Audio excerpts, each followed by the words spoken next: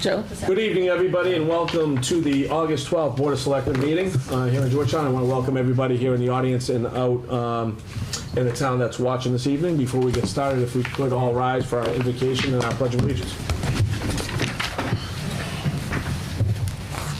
Dear Lord, as we gather for this meeting, give us the use of your gift of peace and understanding that we may approach the matters we must handle with sincere and just hearts.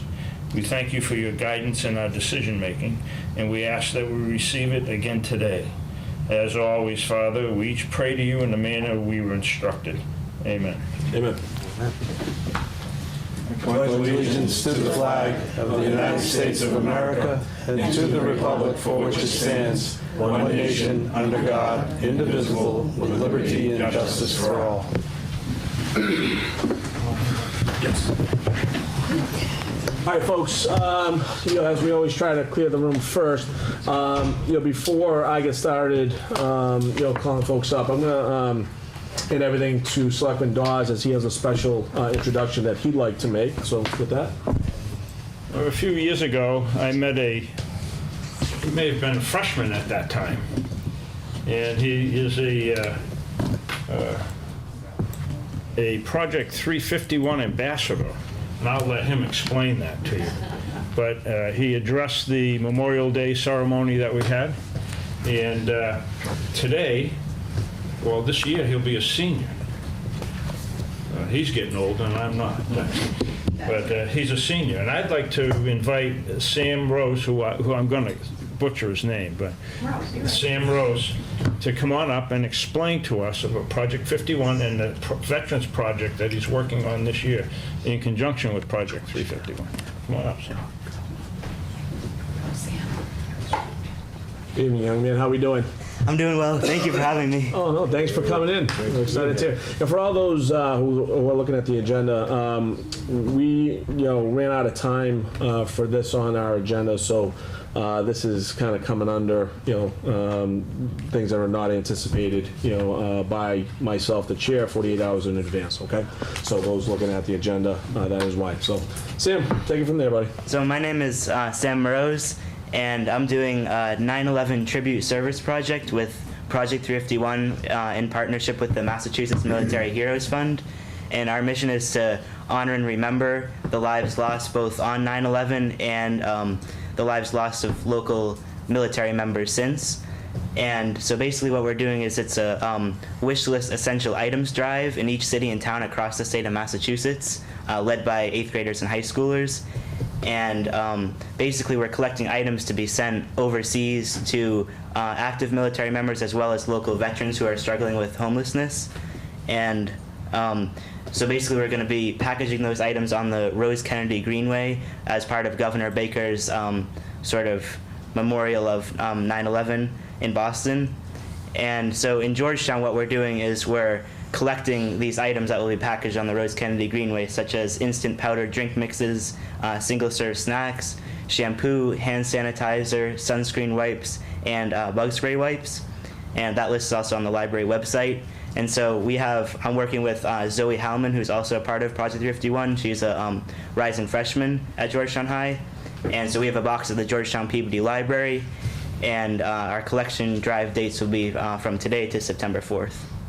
Today's the first day of the project. Okay. Oh, fantastic. Until when? September 4th. September 4th. Okay, fantastic. Okay. Would you explain to all of us in the audience what Project 351 is? Yeah, so Project 351 is a youth leadership organization that unites one 8th grader from each city and town in Massachusetts, so 351 8th graders in total.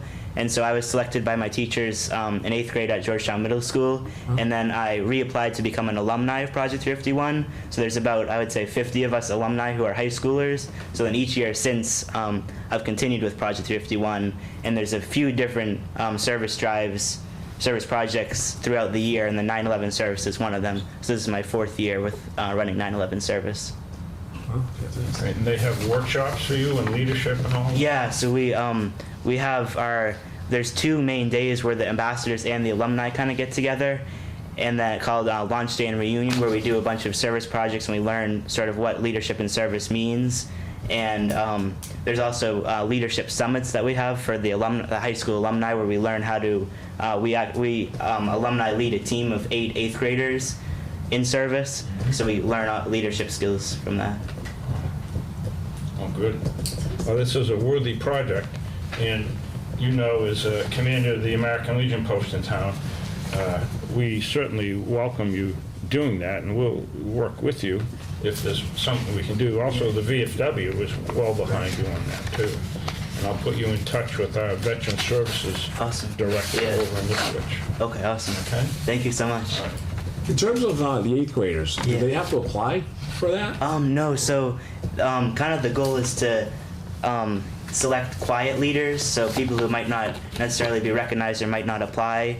But so I think what happens is the teachers kind of get together and they decide who they want to who they want to select to give this opportunity to be a part of this wonderful program. Interesting. Okay. Yeah. All right. Fantastic. You know, one of the things that Selectman Dawes and I spoke about was not only listening about the project tonight, but how can we help other than donating, obviously, you know, in the bin located at the library, right? How can we be of service? You know, how can we get this out there? I mean, can we put this on the town website? Yeah, that would be awesome. Yeah. You know, who can spare? Can we spare that?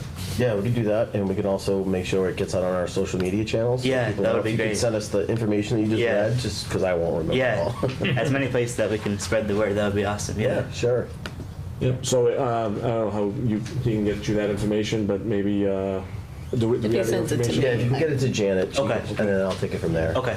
Perfect. Yeah, no, that's great. Yeah, I'll send you all the list of the items and the collection dates and all that. Have you had any luck with the newspapers? Not yet. No, we got in touch with them, but I haven't heard back yet. Okay, well, I'm Sounds working on alright. one. It seems that when I copy and paste Yeah. the email, when it gets sent out, it drops it to Arial font 1. Oh no. You don't see anything. Yeah. So now that that's figured out, I'll talk to Wicked Local. Awesome. Thank again you. for you. Yeah. Okay. Yeah, that would be great. All right. Yeah. Yeah, Sam is, you know, he's the kind of kid, he's pretty humble. I want to just say how proud we are of Sam in the school system. Sam was the unanimous choice when he was in the 8th grade because he's always been interested in service. That's really what Project 351 is about. And then usually in the 8th grade, after the 8th grade year, people, you know, have a great year and then they move on to other things. That wasn't what Sam wanted to do. Every year he'd write me a letter, say, Mrs. Jacobs, I want to join this, or I want to join this, would you write me a letter? And every year it was my true pleasure to write a letter. So this is a guy who's been very, very committed, way more than many, many kids in the state are. He believes in it, he lives it. This is a great project, but he's done other great projects right from the time he was in the 8th grade. So good things are going to happen for Sam in his life. There's no doubt in my mind. But I am so happy that you recognized him because, you know, he is one of those quiet leaders, but he does an awful lot and he leads by example. And so we're very, very proud of him. Thank you. He's a great kid. Well, thank you, Sam. Thank you. Houston. Thanks. Any comments, questions from the board? No, it's amazing. Thank you. Yeah. Yeah, right. Sam, thank you. We Thank you so truly much for having all me. your time. We appreciate it. Make sure that you know, we get your information. Yeah, We'll certainly back you up. Anything you need, you let us know, Okay. and hopefully we'll have a grand slam here for you. Yeah. All right. Thank you. Great. All right. Good luck. Thanks for coming out tonight. Thank you, Sam. Thank you,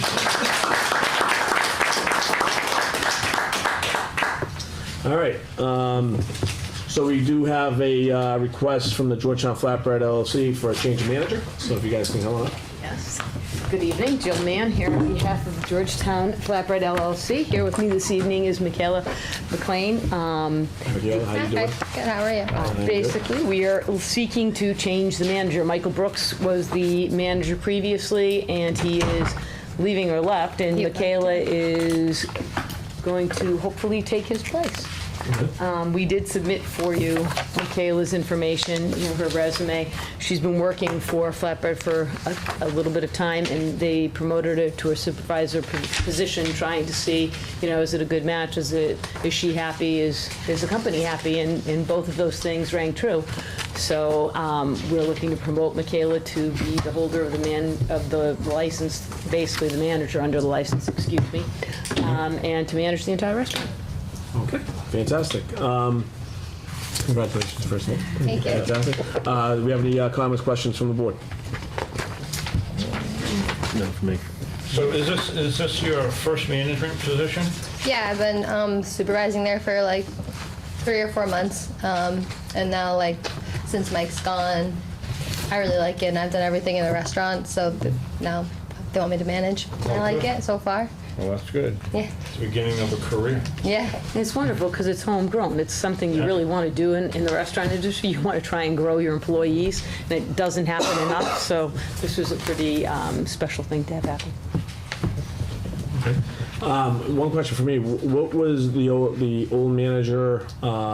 He just left for another position. Were there issues there, or? I don't think they were issues. I don't think they were just, he didn't really want to stay anymore, and it's Okay. a lot of transition in the restaurant business. Okay. All right. As long as we don't. But nothing happened. No, you're not going to get any weird notices. All right. Good enough. Anybody else? Nope. All right. Can I have a motion, please? I'd like to move to approve the request from Georgetown Flatbread LLC for a change manager to Michaela Lynn McLean. Second? Okay, we have a motion and a second. Any discussion? If not, all those in favor? Aye. Yeah, the best of luck to you. Thank you. Congratulations. Appreciate your time. Take care. It was good to see you. Good to see you. Janet, I have that, Yeah. so I don't know how to connect with the other. All right, so we got the Youth Community Center request for funding. Well, go ahead, yeah, whoever's coming up, come on up. We'll just chat. Want to see if you can like that. Or attach.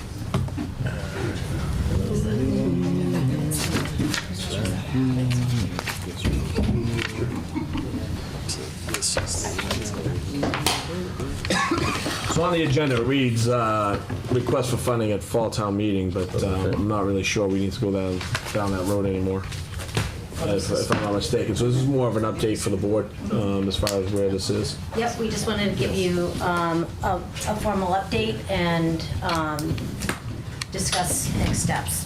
And if we could, before we get started, if everyone could introduce yourselves to the board so everybody knows.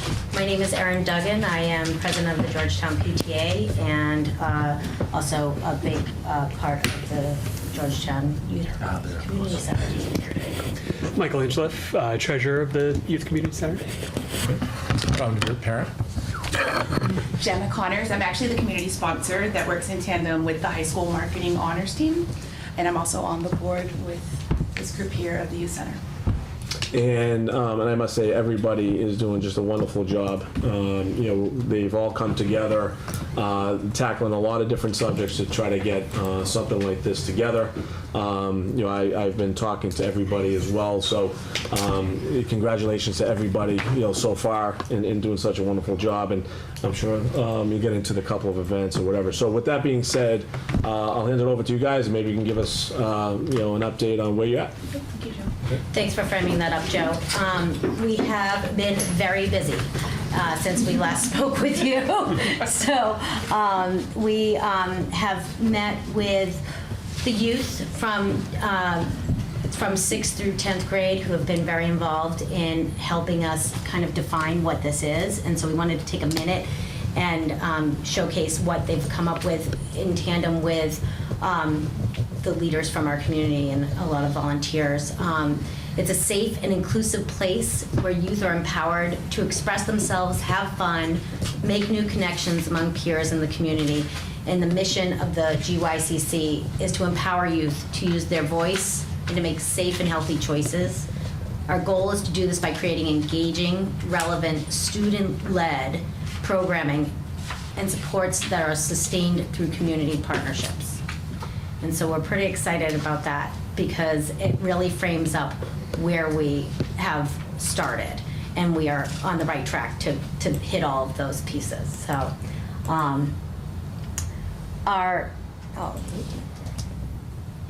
Thank you. Animation. So this all started with working with Tina Lose through a grant through Asset Builder Network, which has helped us define the youth center and define the need for it. A couple of years ago, she went through 5 regional towns and took surveys and gave us results that basically came back and said that we're a little bit low. The students felt like there weren't enough assets in the community of Georgetown specifically, and they needed more assets to feel empowered to make the right decisions. So that's kind of the impetus for starting it right now. That's kind of where we kind of came from. The more assets obviously you have, the less likely you are to choose risky behaviors. And so we sent you the results from that study that is in your inbox somewhere. So we wanted to give you a few specific updates about what we're doing there so far, and we'd love you to stop by to check it out. But I'll let Jenna move into the marketing students in a minute. But we crafted that mission statement with youth and adults together, working in tandem.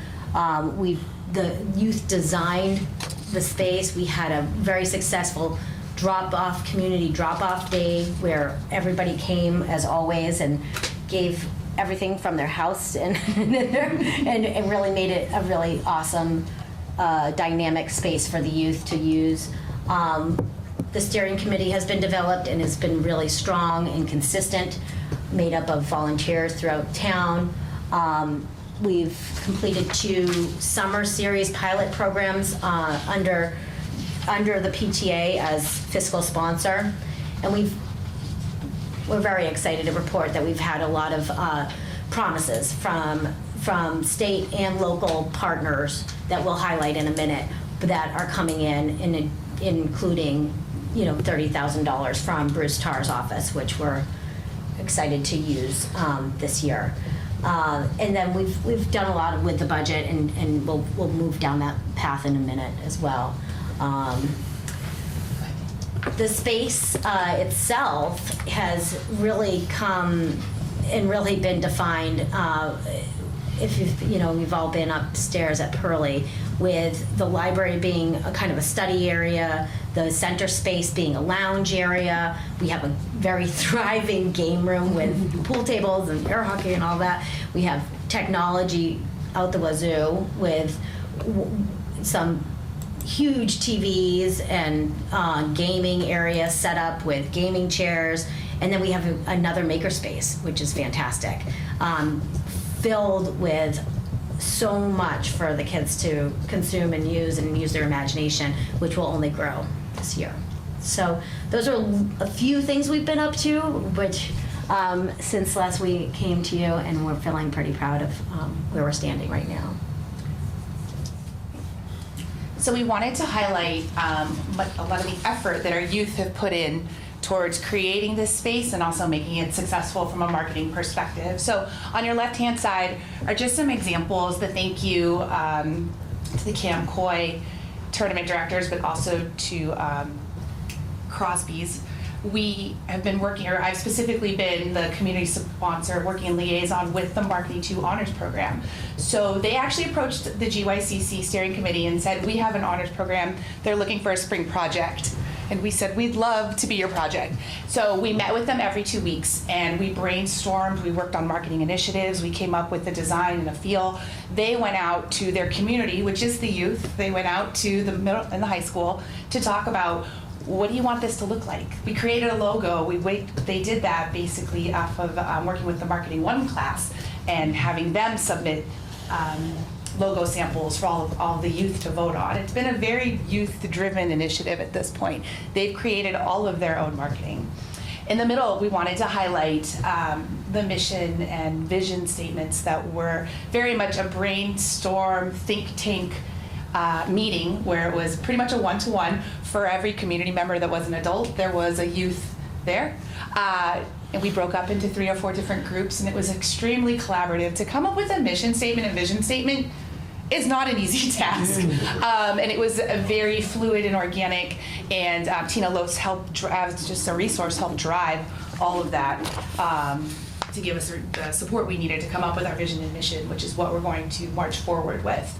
Below, you'll see the drop-off event. Aaron highlighted that really this was a call to action to the community. We really weren't asking for money, maybe some gift cards, but really we were saying if we're going to build this space, we need our community members' help. And anything was dropped off from games to used games, used televisions, used gaming equipment, used couches. We have another donation coming soon. Thank you. You know, really this space was us as a community saying, we hear you. We've read the results from the survey. We heard that the youth were saying we don't feel like we have enough assets, and we're not really supported in this community at the moment. I believe that one was at about 30%. It's in the results right there for you. So this was a great experience. I think we met our goal of like 99% of our asks from that event, all in one day. And then on your right-hand side, top right, you're going to see the GYCC. It was our first event. It was a glow night. Over 100 kids attended. I'm going to jump into that in a second. But they came together, built this great sign, had it glow in the dark. It was just a great visual representation of hands and the logo, really being creative, but also trying to bring diversity into the community, and really give them some assets, and really a safe place to be. And down below is just another great image of youth and adults working together to create the vision and mission. So we talked about our community leaders that are backing the GYCC, which has been, you know, Aaron and Regina and a lot of names, Joe helping us pound the pavement to talk to these community leaders and request support. Aaron's already mentioned Bruce Tarr's office of $30,000, which the commitment came through to us, which was very exciting to see. Crosby's commitment, the Cam Coy, the directors of the tournament jumped right away to say, how can we help? The Kiwanis have been a consistent group that have been supporting. We also have from the Royals, Georgetown Royals, from softball to baseball to soccer to basketball. I mean, this isn't just one sport. This is really a lot of sports and activities coming together to support all of the youth, not just a particular group. And Jen, if I could stop you Please. there. We have $30,000 from Bruce Tarr's office. Representative Mira was involved with that as well, so I do want to note that. Thank you very much. We've also had the support of the Georgetown PTA, Essex County Grants, Bank TD, Insurance, Regional YMCA. We just have a lot of potential sources where we're going to be leveraging here. So we are committed. We are not here to just ask for funds, but we have a strategy moving forward to get more development going for the GYCC. If I might, then isn't there, like, I forget how much, $27,000 come from CPC for outdoor? Oh, for the bocce ball and the basketball courts. We didn't include that monetarily because we're in our finances in terms of like cash flow, but they have donated that, so, Okay. yeah. That was not specifically for the youth center. Right. It's for the Council on Aging as well, so. It's going to be a shared resource, certainly. But it was, Yep. For Conceptually. the use, We're very of, excited about it should be available, and, yeah. you know, I just think people should know It that is very generous. CPC Yeah, is supportive of and the all. lighting department has donated lights for it to be at night too. Very generous. So just wanted to highlight the fun that happened at Glow Night with over 100 of our youth from Georgetown attending 6th through 9th grade. It was a 3-hour event with pizza and ice cream from community members. We had open gym, we had the game room open. They really got to dive in to this space and have fun, and you can see all the smiles. There was a variety of things going on in this space, and it was it exceeded our expectations. we had a goal. A little bit of a firehouse. We had a goal. I put my name down for 30. We will. That I will get 30 chip off here. 30. with some youth support, but we really exceeded that. It was very exciting. Our next event, if you go, Dave, one more click, was recently on August 2nd. We had what we call Take Me Out to the Ball Game, where we learned a lot from our first event. We decided to divide this up between 6th and 8th grade, or 6th and 7th grade, 8th and 9th. So we had staggered hours for this event. Again, learned a lot from this event. They had a ball. We've had a lot of high school volunteers. I wanted to mention that actually helped support the directors that we have running this at this time, and they've been instrumental with helping us ensure that it's a safe place, but also get the youth engaged from 6th to 9th grade. So it's been a lot of incoming juniors and seniors supporting this event. Kiwanis was there. The varsity baseball team was so much fun, and they committed their time. On the side note, they have their own little wiffle ball league tournament going on, so it was kind of fun to parlay that together with this. They were very engaged and very excited. Cafe Serena as well. We were very grateful to receive their donation. We're not just being on the baseball fields. We were inside the youth center as well, participating and enjoying all the activities that are available there. And we just wanted to show you a thriving space. We're going to be open on August 23rd is our next event. It's going to be an end of summer event, so we'll be taking more pictures and look forward to sharing the results of that event with you as well. Now Michael's going to take over. So so we sort of saw the summer as, listen, the town came together and brought us all this stuff to really get the center open. The kids back in the spring, we met with them and they said this is what we wanted. But the real question I think we all had was, are they going to show up? and I think we've seen very quickly that they did, and they did to the two events. The second one, I mean, summer Friday nights are tricky, and there were tournaments and whatever, and we still had 40 kids there, and I think Carol will tell you that there are kids knocking on the door saying, yes. Is the center open? So I think we feel confident that the demand is there because they've shown up to all of our events. They're asking for more, and so we're at the stage of sort of what now? How can we continue to support the programming? And what is it going to look like? So our step one is doing some hiring. So we'd be looking at 2 part-timers. We're looking at opening the center for 3 days a week, 2:30 to 6 o'clock. So 3.5 hours a day times 3 days. So we're looking for 10 to 20-hour part-timers. We are continuing to do 1 Friday a month, based on our events, with how successful that they've been, and we've kind of leaned on this theme, and it's working well. And then I think, sort of as important as it is that the 4 of us are here, we really want to make it's a youth-led program. So bringing them into not necessarily the day-to-day management, but what is, moving forward, what's the youth center going to look like? Because they're the ones there. They're the ones using it. We have all the ideas in the world, but we can't figure out how to get the remotes for the video games to work. So we're reaching our, Or how to get our presentation. so it's how do we bring in the experts, get them at the center, and really keep them there. And then longer term is foreseeing continued growth is an actual executive director, program director to really look at staffing, budgeting, programming, and have a real effort on getting those sponsorships. So I think it's important to note that we've done, as successful as we've been getting sponsors, we haven't really even started yet. And everyone's like, we've talked to a few people that we knew would sort of say yes, and they said yes, but we haven't really expanded the web beyond that sort of core group.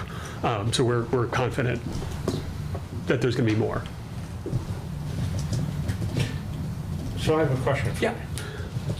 Is the target group for this grades 6 to 9? 9, 10. The older kids we're finding are preferring to be volunteers and getting community service hours and being involved. All ages are clamoring to be in there, to be honest. The young kids are getting wind of it and like, what do you mean? There's an ice cream sundae wiffle ball thing going on and I'm not involved. And the older kids want to be involved too, but I think we're creating the want right now, and I think that's good. That's the premise of the pilot. But you have interest from 10 through 12. We do. And maybe some even show up. They've been showing up to volunteer, but they are having fun. And they're volunteering and having fun, so they are enjoying themselves. All right. It is So it's a wide berth. We're just trying to keep it narrow so that we don't ostracize that group. So we can give them their space, and then we can build off of that. We're learning a lot. You know, we looked at models from North Andover to Newburyport, and so we followed Tina's suggestions with going with the 6th through 9th. But Georgetown's a little different, and that's okay. And the 10th, 11th, and 12th graders are saying we want to participate. I want in. So it's been exciting. Years ago, when we tried to do it, we did a teen center concept. Yes. It was that same group that just naturally showed up. Yeah. That 6 to 9 age group. Yes. I mean, 6 to 9 grade group. Yeah. Great. Yeah. Well, they're just beginning to be able to do their own thing. Right. You know, they don't necessarily have cars yet. They can walk, so it's easily accessible. The location is perfect.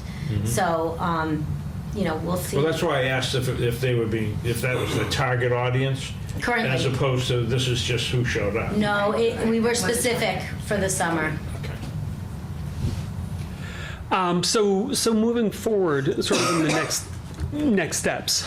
So one of the biggest challenges that we're having so far is insurance. Obviously, we know insurance is important. So the PTA is serving as our fiscal sponsor, and for the 2 events and the one upcoming is providing the insurance coverage for the actual events. We are trying to figure out a way to either work with the town through insurance or find our own, we have a Friends of organization, and if in the short term, while we figure out working with the town, if we have to finance the insurance part of it. It's not cheap. We've gotten estimates of quotes. We haven't sort of gotten far enough to get an actual quote yet, but it's several $1,000s from what we understand.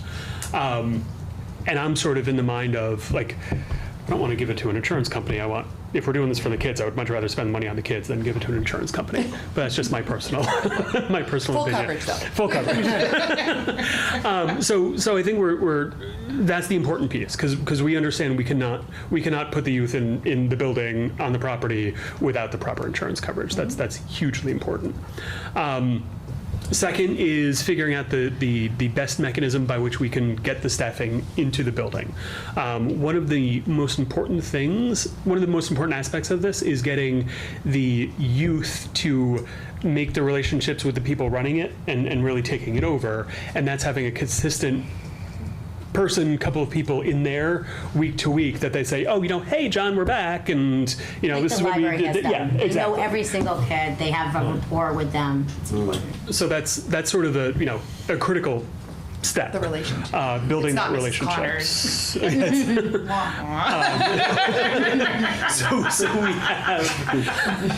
So we've developed job descriptions for that. We've started putting out feelers and we're getting interest, but we're trying to do things in a good order. We're not going out and hiring somebody tomorrow by any means, but we know that there's interest in people are interested in working in the center. Yes. That we think would be a good match for the youth that are attending.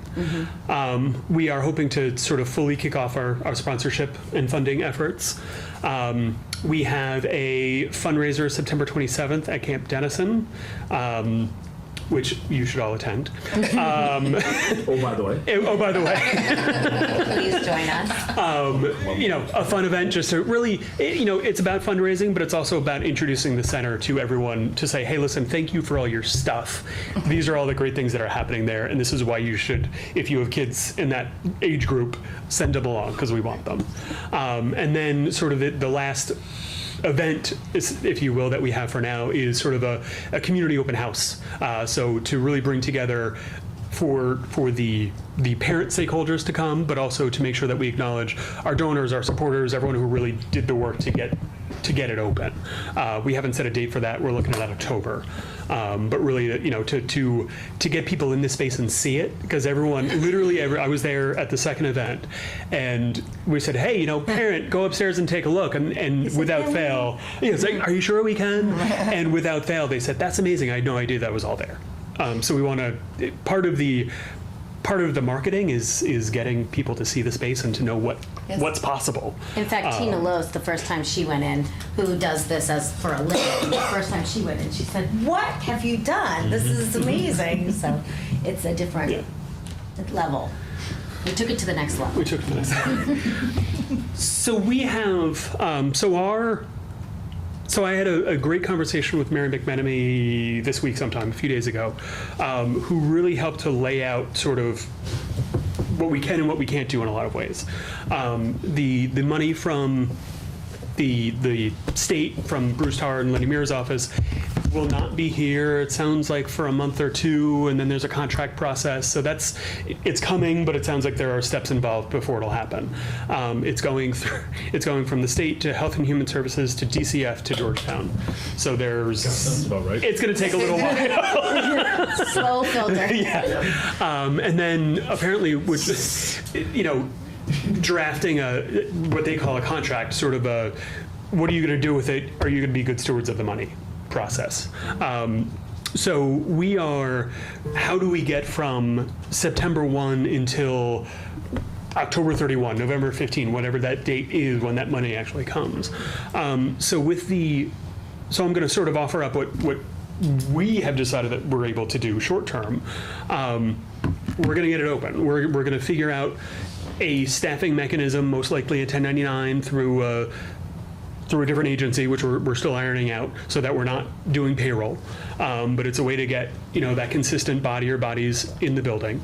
We're going to be open for 3 days from 2:30 to 6 to get people into the center and using it. I think the worst thing we could possibly do is lose the momentum that we've worked for over the summer, and we're going to be continuing our Friday night events, which have been great. So now sort of the opposite side of that is we are, I think, now officially sort of asking for help. One is from a conversation that I had with Mary. I guess one of the impediments to being able to be on the town insurance is sort of a formal establishment of the GOICC as a town program. And I'll be honest, I don't really know what that means. But she said there's no way you can get on the insurance before that happens. And Mike was not there that day for me to ask. So She's right. So we would love to figure out what that means, and if that is a Board of Selectmen role or something that we can facilitate, how we get from point A to point B. We have had, so that's number one. Number two is we've had preliminary conversations with Park and Rec, and Jim is with us, about putting the youth center as a branch of the Park and Rec department. And again, from talking to Mary, it sounds like that is a Park and Rec vote, a Board of Selectmen vote, a town meeting vote, and maybe a couple of others along the way. We would love to know. I mean, TBA. So I would think that you would want to know what that structure is going to look like. We just want to make sure that that's a sort of an option that we should pursue with Park and Rec. Because if that's not something that this board would be okay with, it doesn't seem like it's worth pursuing it with Park and Rec. And if we need sort of a different angle, then let's move on that other angle. Item number 3 is there a manner in which we can figure out the insurance question? It's a big deal and we want to do it right, and how do we make that happen? And then the last item is, so we have, through the state, we've raised about $30,000. Through the various donors, we're at about 15 plus or minus. We are asking for an investment from the town of $15,000 to help really get everything started. And we recognize some of that might need to go towards the supplemental insurance in the near term, but we developed our budget around a $60,000 total budget. We're at 45. We're asking for 15. We're still working on our end, certainly, but we figured it would make sense to put on paper rather than the hypothetical of what we're hoping to do. There's only 4 asks. You can just say yes and. Okay. So thank you for having us, and thanks for listening to our updates. We're excited about this, obviously, and would love to hear your thoughts.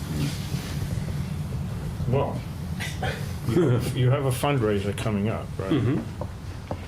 I don't know how those turn out, but Couple grand, there's maybe. something there. There's something there. Yeah. Yeah. I noticed that there were some potential corporate sponsors. Have they given you any type of preliminary indication that? or Not is it really, it's just all we'll think hunting. about it? No, we're in discussions with several and also have submitted a grant and continuing to find grants that are appropriate. So it's just time and everybody's working full time, so it's fitting it in. But, So that I understand, you're looking at a $60,000 budget? For year one. For, to yeah. get us going. For fiscal 20. Yeah. And really, I think part of the ask, a lot of the ask comes down to timing. So having 30 coming from the state is awesome. That was the best press release that we could ever have seen. But that's going to be October, November sometime. And so what do we do between now and then to keep it going? What are your expenses between now and then? I'm sorry, say it again. What are your expenses between now and then? Because the way I'm understanding it, there's really no paid staff currently. So short term, it won't be paid staff in a payroll perspective. We've been talking with the Y in Ipswich and Haverhill about potentially, essentially, us paying for their services of putting a body or two in the youth center. So sort of, I don't want to say outsourcing, that's a terrible word, but finding ways of not having to be on payroll, which we can't be in the near term, to make it work. Yeah, it's subcontracting. Let's just subcontract it. Yes, thank you. It's a model other towns. I couldn't find the word. It's a Band-Aid to get us through until our funding is Yeah. secure. And then insurance. And then insurance. is the big one. Insurance and staffing is really the biggest, Yeah. the two pieces. The programming per program, the way that we've been running them now, is pretty lean. It's about 250 per, and it's could be leaner than that. But in general, I mean, the sky's the limit. If the more funding we have for programming, obviously, we can supplement for whatever the youth decide that they want to do. There will be moments where they have to, if they want to take a class, a specific 6-week class or something, they'll have to put in. So. I think there's also the difference between one-off summer Friday night events and Consistent. Tuesday, Wednesday, Thursday at the youth center. We have had some really great, I'm going to call them sponsors, supporters. We've had hot dogs, ice cream, popcorn, drinks, ice cream. So we've had so much stuff donated, which has been awesome. And I'm super grateful for that. I don't know if that's going to be there forever. No. So It's if not those necessary. events, it's not necessary. But if the summer events are costing $250, It'll be less than that. it's going to be less. But are all of those supplies and materials going to be available 2 months down the road? Yeah. I would love to say that they are, but we also need to recognize that Right. we lean on many of the same organizations in this town for so many different things, and Oh, yeah? we're just trying to be mindful of that relationship as well. Dave.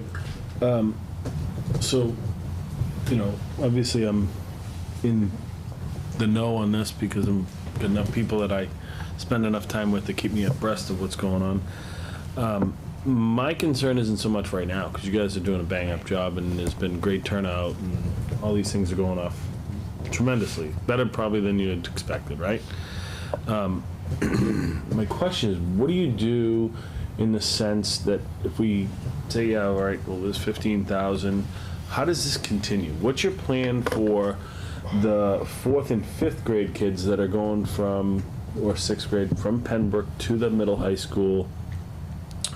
I know when they go from 6th grade to the high school, they go visit the high school.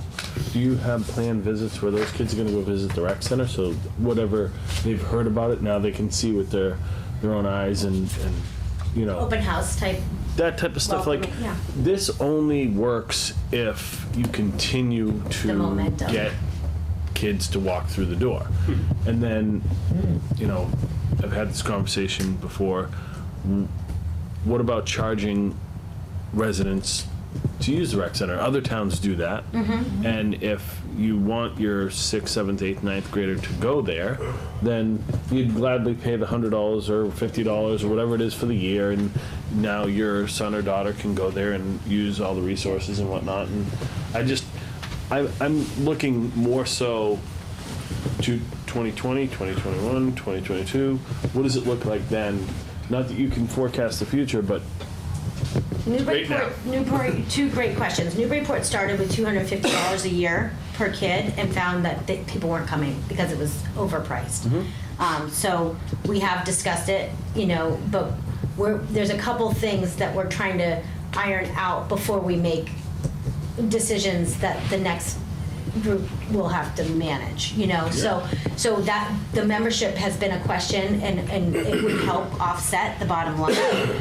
We've thrown around $100 per year with funding for people who can't do that, and then we've also thrown around free to Georgetown residents, and then they have to pay for specific specialty programming, a paint night or whatever the case may be, a tournament. So there's some options, definitely, obviously, but we haven't we're kind of waiting to see where this lands in terms of how does the town receive this, and where are we going to be on our own, or are we going to be within Park and Rec? Where are we going to land? So that's kind of one of those things, we don't want to impose that and put it down on paper and then have everybody believe in something and then deter people from coming. Understood. I was just looking for a future plan because funding's not guaranteed. Right. Right? And grants aren't guaranteed. Right. I serve on a couple Absolutely. of nonprofits, and we write a lot of grants, and we get a whole bunch of them, and then there's some we don't. And that's just the nature of the beast. So, at some point, if this continues to go well, you are going to have more need, because the more this gets popular, the more kids come, and more there is need for capital. So, Agreed. I just want to. I think that's why when Yes, Carol and I came to you last, we asked for support for an executive director of Park and Rec this would fall under that. So the return on investment for the town, as it would invest in an executive director for Park and Rec who would oversee a variety of projects to keep them moving and to help. We're not at that point because we don't have a full, that's why we're trying to figure out what does everybody want. But that was our last time we came to this board and asked for that, so that the return on investment for the town would be, over a few different projects, it would be less. And Park and Rec would oversee the rec center as well. So that would be, then the part-time staff would work under that person to be the point people for the after-school and special events. A question for the board. Do we understand how Council on Aging works in terms of their structure and where their insurance comes from? Oh, yeah. Do we not mirror? Why don't we mirror that? Well, it's very simple. They're a town department. They license the space from the school. And So they answered that question of how do you become a Georgetown program, the first point that Mike made. We've got to understand, how do we become a program or a department? We don't know that yet. Yeah. well, and the other thing is the Council on Aging has a budget appropriation also, 140. which is what they need. Right. That's right. They'll eventually need that, no doubt. And I believe the Council on Aging started with a part-time employee, which is the model we're looking at. Very much kind of the same path. However, we need to find out, how do we become a program?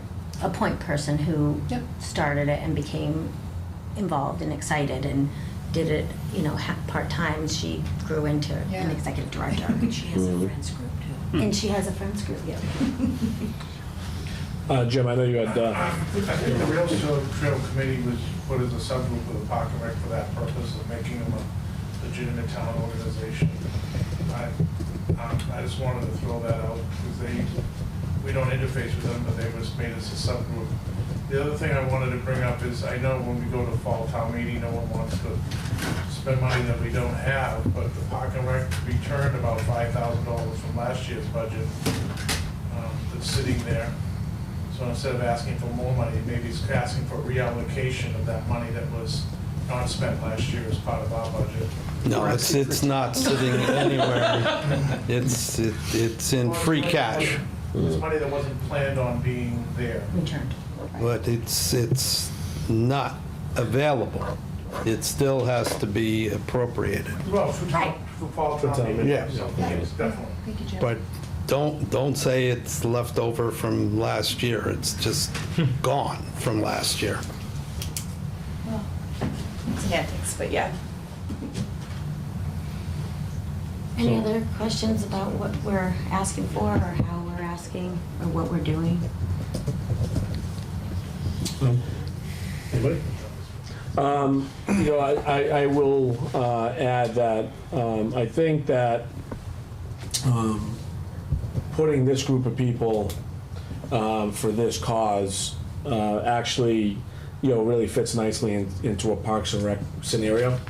Again, we have a rec center, with Parks and Rec, right? I mean, that's really what it's, Parks and Rec in this town, really, it doesn't kind of fit, I think, the traditional functionality, right? Where Jim's crew, they're doing a lot with the fields and things like that.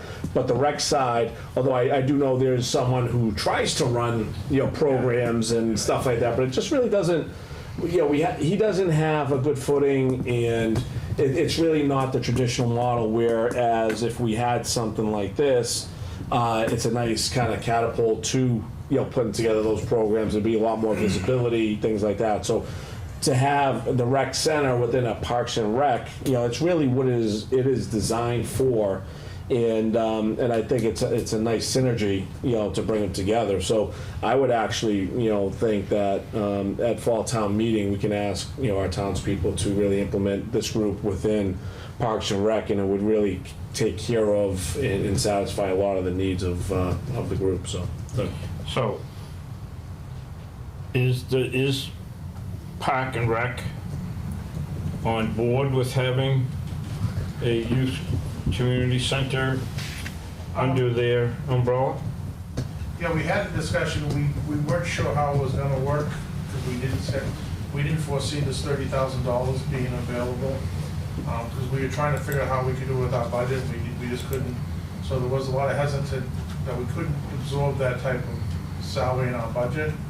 But I feel if we go back, as a matter of fact, we'll be meeting on Wednesday with this update as well that we'll present to the Park and Rec. I feel with that being in play, that'd be more responsive to absorbing, because I think we're closer to, they did understand that this is where the town has to go in the future, but they originally came to the town, to the Park and Rec, said, you gotta come up, out of a $60,000 budget, you gotta find $30,000. And we didn't see that being available in our budget. But everybody was in tune to the idea that the future of Georgetown is going to have this position. When there's no one coming back, we're all over 55. And really, I mean, there's people. We're not.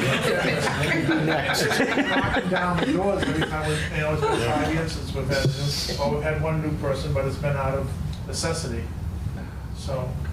Well, and Jim, to that point, I also think there's opportunity. Listen, Jim and I have had discussions. He's been right in that seat, and I've said it before, they've done a really great job for this town for a long, long time. But it's time for them to, maybe put on the brakes a little bit, kind of do their own thing, and maybe for our next generation of, citizens to kind of step up to that board and really kind of start taking hold of the responsibilities of that group. So I think if we can incorporate this group into Parks and Rec, that opens up a lot of opportunities for people to say, yeah, you know what, we're on this committee, we could certainly hop on Parks and Rec and really, start driving, direction of that board. I could see 20 fundraisers, ice fishing tournament, ski trip up north, getting money through that. You can have walks in the winter through the state forest that people don't know how to manage. I mean, I think once you get this person, you can start making these money things. Everybody, it's $5 people show up, and you start taking the money with all these events that you can do. And I think you can generate some funds. And I think you said the Friday night people may be a cost eventually as it matures. But I think it's a workable solution. You got to get the right mix of. We were making all our money on dances, and that just only goes so far. But then that area can be used for birthday parties and Right, special rent it events out, with yeah. the family.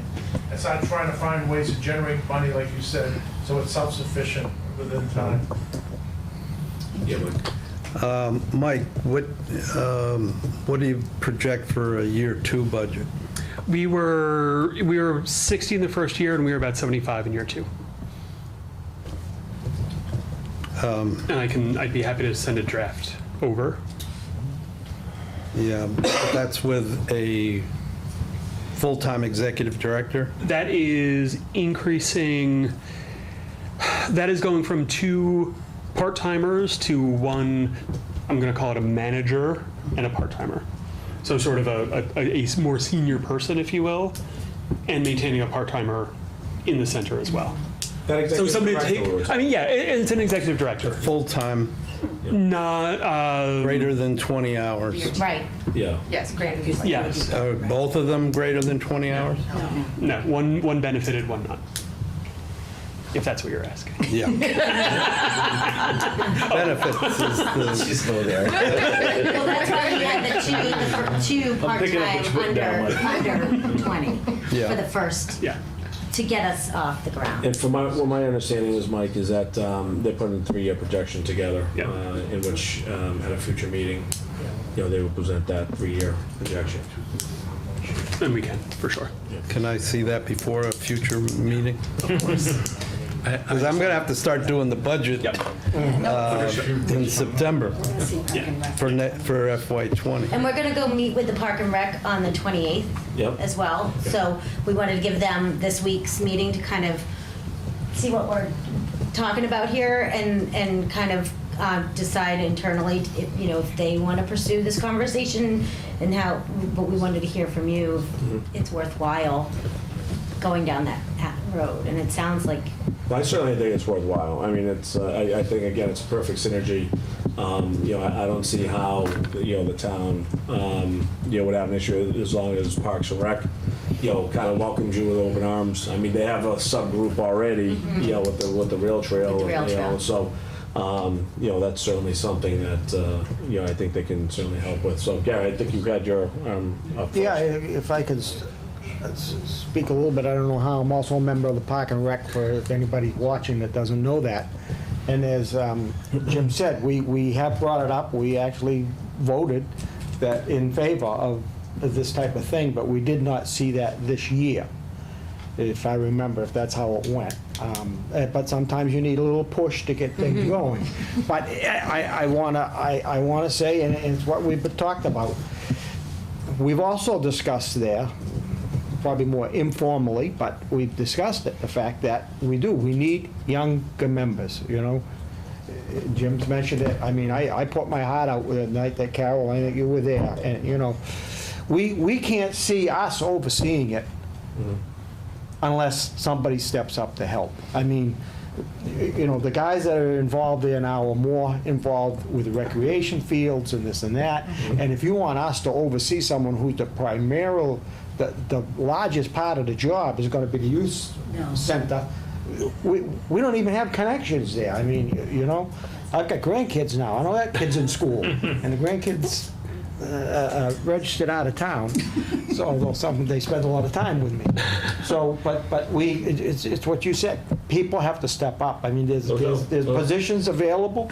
I'm only there so that we can help to have a quorum because the board was so. Well, like I said, I think this would really open up. Well, that's why I'm saying it, because this is televised, people get the exposure. Yeah, no doubt. I mean, I think it'll be important for, because I think this group would certainly run the rec center, almost independently with, the Parks and Rec overseeing it, but again, I think that it has to go that route, and I think we've been waiting for people to step up on the Parks and Rec side, and maybe this is the avenue that will absolutely do that. We can kind of start, adding some people can step aside, with our thanks, and and other people can kind of take their place.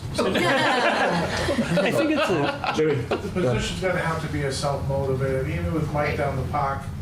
If he reads the paper for 5 minutes, I find out about it. So it isn't like, we're not gonna know from people in town if someone, is in their car for 10 minutes extra.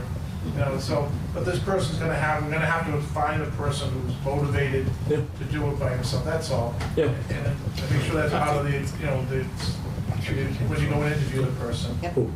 Oh, you have, I'm sorry. I just had a quick point. Yeah, sure. I just wanted to add a little bit of context. David, to your question, and I think Mike, your question about long-term sustainability and viability. It's a 12-member committee that's put a lot of thoughtful planning, and we've had some late-night discussions around this, meeting almost every week this summer, to try to figure out how to make this work. Lots of great discussions with Mary, great support from Carol. But where I'm going with this is that I've been really humbled by the complexity of what it takes to pull this off. I've met with the program director at Newburyport Youth Services. They have I think they're now in their 20th year or something, with a very rich program that the whole community benefits from. They've been a fantastic partner, by the way, in what they've contributed to making our program be able to run this summer. But the asset that they have in Newburyport, they're actually going to be building a brand new building there. That's the level of commitment that they have in the state of Newburyport. But when I talk to you about the complexity and the commitment of what it's taken to get to this point, and the sort of creative thought and brainstorming that's gone into trying to figure out how to bridge that gap and keep this momentum going from the programs that we've had this summer, and we desperately want to open the doors in September. But when I tell you the amount of thought, every kid that walked in there had to sign a liability waiver form that had to be reviewed by, your husband, right? But so we tried to do everything right, but we're benefiting from these partnerships with places like Newburyport Youth Services. They have an operating guide that's this thick about how do you run a place like this, and we're sort of stepping on their shoulders to borrow a lot of that content. So how do you sign kids in and out, right? How far does your liability extend? Are we going to have the kids pay or not, right? So we do have a 3-year model. We're already seeing, we haven't really gotten into detail on some of the corporate donations that have been given, but we already have a 5-year promise from one of those corporate donors, and I don't know if we want to go into that detail on that. Oh, it's in there, publicly. Yeah, some of the money is there, but Yeah. So I think there's a clear need. We had a quick conversation with Mary going back to the genesis of how did the senior center get started, and how neat would it be to have this asset in town, which is, has housed the elementary school and the preschool and a senior center, and all these kids that started out in preschool there are coming back to go in the youth center. The excitement at these events is awesome. I mean, if you guys come to the event on the 23rd, you'll see it. If you come to the fundraiser, I've been humbled by it. It's been my first time, but the complexity of doing this has been mind-boggling, and the level of commitment's been amazing. So I just want to say that. Thank you. Go ahead, Tim. I had one other question that I didn't ask, and right now, who's providing the maintenance for the facilities? Right now, there's not much maintenance that we have to do, but the custodian, there is a custodian that works at night, and they've been taking out the trash. We actually do the picking up, Carol and I have been vacuuming at 11 So the p.m. custodian does that on a Friday. Right now, in the the summer. custodian. voluntarily? Well, I think he's probably doing it while he's working. So I would say two things, because I know you're asking. One is, I'm very aware of that, wearing my other hat for the moment. I think all of the maintenance that's being done up there is stuff that should be For the building. be done anyway. Number two is, in our budget, we have a sending money to the school for custodial line purposes. item, Yeah. Right. So recognizing You should that it account for is, that there is an expense, an in-kind expense there. Okay. Very similar to what the senior center does. That's what I was leading Yeah. into. Yeah, Okay. we gotcha. It would be. Oh, I got you. Great, thank you. So, in fact, there's even commitments from, I'll just say Dana at the Georgetown Building Supply, about contributing floor tiles so that we have the right floor material on the floor for high traffic, in the play areas, so. Kiwanis donated it. We We got it today. Kiwanis, we got Yeah. it today. So we almost don't even have to ask. We ask and they're like, you sir, how can I support those? Yeah, there are a lot of companies that would want to, tie their names to, a cause like this. It's, Listen, I want to commend you all, because when this first came up last year, it was kind of like, well, we need this money to do this. And what's happened here is that a community many people have come together to make something come together for not just the benefit of the kids, but for the benefit of the community. And that's that's the neat part about the whole thing, is that it becomes a community project and just not a government project. Right. I have to say too, though, we're learning a lot from the youth. Thank you. We wanted to come with a proof of concept, which is why we talked about not doing the summer programs, because it took a lot of energy and we were all nervous about the details and not sure where it was going to go. But we forged forward because we wanted to come to you next with something that actually is working and we found is needed and wanted. So instead of coming to you with another presentation that says, can we have, we wanted to show you what we did with nothing. Thumbs up. We can't keep doing it. And can we have? Mike, what is the status on the fall town meeting? Are we trending towards having a fall town meeting? Well, yes. I mean, the Finance Committee wants to, they're still having, their number one priority is to have a sped, fund set up by town meeting, by fall. I spoke with with David Surface today to see when he's available. That's the first step. When is the moderator available to have a town meeting? He's gonna check his calendar. He knows he's out in the beginning of October. Okay. The latest we could have it would be November 4th. Okay. And probably October 20. Right now, it's looking November 4th, October 28th. With some certainty, the real decider is when we get our free cash certified. That could be as early as September, but there's no way with a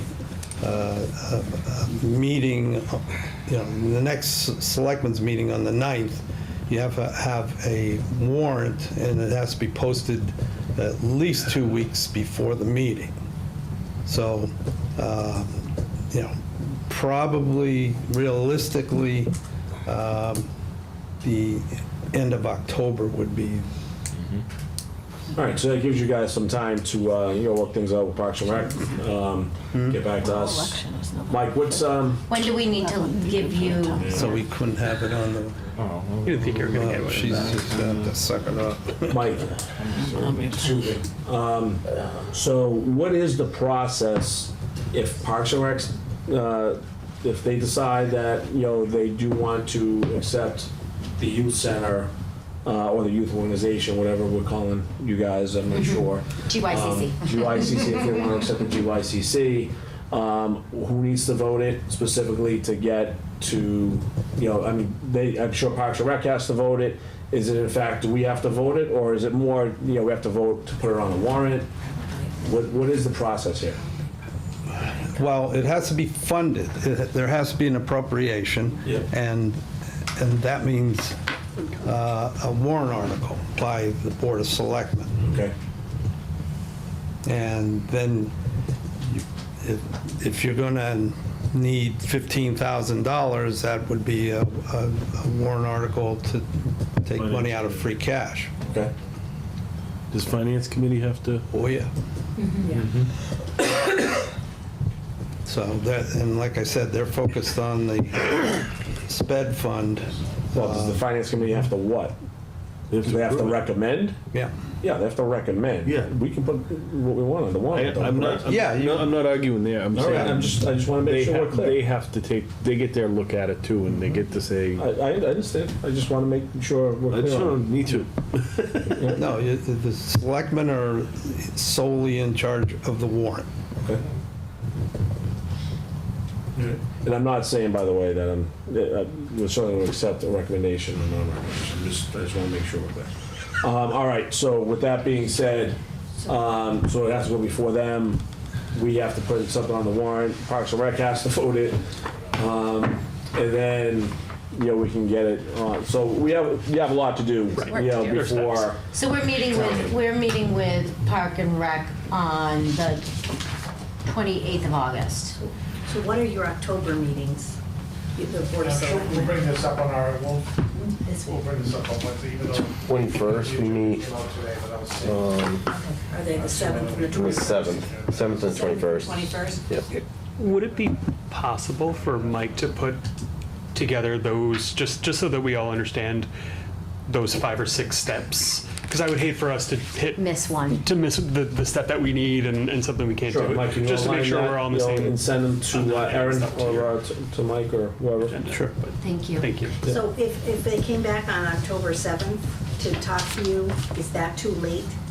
I'd I'm just trying say to the get a last date. meeting in September. Okay, so when would that be, Mike? Is that the 23rd? We have The two in 1st and the September. 16th? It's 27th? 30th? Be the 23rd. 27. Yeah, you're right, 23rd. Yeah, I'm right. We have a fundraiser on the 27th. We're not available. Whenever. We're in Candlelight. Whenever the second. Yeah. 23rd. Whenever the fourth. You guys can come like in the middle of that, when you're half in the bag. It's always a good time to talk. No, that would be the 24th. 23rd. 23rd is Monday, Yeah. All right. September 23rd. All right, any more questions? Fair. Yeah, on what you're looking for funding and you expect for your director, and I'm sure Carol and Mike, you're on the school committee still, you understand, but I want Mike to be involved in what he expects, because we've just had this, what did we call that thing where we had to give everybody equal wages and everything? So I mean, I think you need to look also at what this person is doing and where you feel they fall within us. Yeah, I was I gonna want your input on that talk with also. Mike about HR So stuff. I didn't know if they'd gone through you on any of that. So, Mike, it's clear that we're going to share the budget and the job descriptions with you, right? Mm-hmm. You're going to share the 5 or 6 steps to get on the warrant? Or 10? Are you looking at the same basic job description that we have in here? It's similar. Okay. It's similar. We updated it based on a couple different input from a couple different communities, their best practices, and we sat down and reviewed those and revised it. That wasn't just what you're looking at. I mean, when you say a couple communities, you're looking also at someone working with as a park and recreation director Correct. as a whole? Yeah, we have to 'Cause revise it. I'm thinking it's gonna be more than what you're saying. No, yeah, it'll have, No, it'll be more than $75,000 for the second year. We'll be looking probably over 100. Well, I mean, they're coming in at thinking depends. 55 for this. Let us send you our budget. Yeah, it really depends. If you get someone who is young and really getting going in their careers, I don't think their expectation is going to be that high. It'll be that somewhat in that range. But we're now legally required, if they are doing the same type of work as another director by the state. Yeah. Could be, yeah. We went through, Well, that's it. We went do through have to that just recently. Yeah. we did. So that's the end that I'm saying. Change the We title. need to know the role they're playing. If they're in the management position. not executive. Yeah. Yeah. Well, I mean, it's a really part of it. good point. So we do have to figure out maybe title and all that stuff. See if it can be, because I think everyone here understands that. Especially when you start the program, again, especially with the Council on Aging model, you don't want to rush too hard into giving someone $90,000. And with that being said, I think everyone's head's on straight, with this. But yeah, again, it was a really good point. The state does have its requirements, so we'll have to look at it. You start them off on my salary. Joe, Thank you for having us. Joe, I really Hold on one second. We have one more thing from you. just want to ask one more question. Yeah. So, I don't want to get too far ahead, right? But let's say that the fall goes That's right. according to our plan for short-term vision. I think our other question is to get some guidance from the board on, because we're going to present you with our long-term funding plan, right? How do we approach this for the spring, right? To get on to the town meeting and correct me Mike's if, going to give us a list of how. To get into the budget process. is that just for the fall, or is that Fall for spring. that's for Yeah, both? it's for both. Okay. Yeah, one short term, one long, slightly longer term. Like the day after. Forever. Slightly longer term. Yeah, I mean, if you're part of Parks and Rec, then, every year, every department will submit, budget, to the town, and then we have to figure out, Departments submit their budgets in December. Actually, with the new budget process, they actually waited till after the first of the year. Great. All right, so we do have one other thing on the agenda for you guys. Actually, my bad. Did you ask your question? No, I was just, no, My bad. I could have done it after that. I just wanted to encourage anyone who hasn't been down there yet to go check it out. I saw it recently with my kids, and I was blown away. So I really commend you all for doing an amazing job. It was really, really well done. My kids had a blast, Good. except I had to answer to my son who's in 4th grade. Who was I really know, that's pissed. what I mean. That's what I mean. We all want in. She saw all the games and the gaming chairs. She's like, "Are you kidding me? 2 more years?" Freaking Super Bowl party. Great job, seriously. It was really, really well done. But you know what, to that point, in terms of longevity, that's, I think, what is going to drive longevity. Yeah, that was Dave's Because you have question. I kids, a agree. lot of, I agree. yeah. Come, so we're. So they're going to be excited to get in there. So we have a youth community center request for a one-day liquor license for an event at Camp Dennison. The event is when? September 27th, Friday. September 27th. Okay. Mark your calendars. Great. Any questions from the board on that? I can send it. Yes, go ahead. Is this a beer and wine, Yeah, it's an or a beer, wine, and She's actually overseeing this event. I'm sorry. Go ahead. What's the question? Sorry. What is this beer and wine for so is the? it beer and wine, or beer, wine, and alcohol? You asked for all. Here, I asked for all on the application because I have True North truck coming from Ipswich, and then Georgetown resident owns the rum distillery in Ipswich, and then I have wine being donated, so that'll go under the license of the True North. So you'd have to have a bartender there? And Either that or it'll be the True North license that they go under. Is it privateer? Yeah. Yeah. Don't ask me how I know that. So those are the 3 entities that have said they would Just came to me. be involved.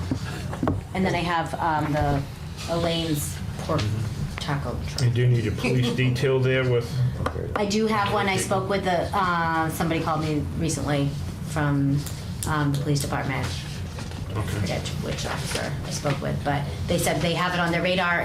It's on the docket, and I owe the money. And liability insurance and all that? I haven't seen it. I haven't seen it. Yeah, this is I'm very not sure what. small. Yeah, I haven't seen the Camp Dennison. Usually, I thought you were going to get the Camp Dennison application back to us because that's more detailed and Oh, okay. that had to have the sign off should have from the police chief and the Conservation Commission. Oh. Because usually before they vote, they just Oh, I want to see. know that they have given you permission Oh, okay. already. Oh, okay. And sometimes liability insurance can be covered under the, I don't know if Ipswich On the Camp Dennison? Ale or, no, under Ipswich Ale, one of the vendors sometimes have Okay. insurance, but they just have to name the town as an additional Okay, as insured. additional insurance, then we pay them. Can we come back to the meeting on September 10th and present that? September 9th. September 9th? Yeah, if you have the form just with all the sign on. Not too late. It'd be awkward if we came on the 10th and you guys weren't here. Nice. Yeah, I mean, you guys So should be we'll fine. table this until then. Okay, Yeah. until the next Okay. one. Yep. All right. Thank you. Thank Everybody? you. Okay. Thank you. Thanks very Thanks for much. having us. Congratulations Great again to job. everybody. You guys are Thanks. doing a wonderful job. Great job. Hey, Mike. All right, while everyone kind of piles out, why don't we do minutes of July 15, 2019? Anybody have any comments, questions? Nope. All right.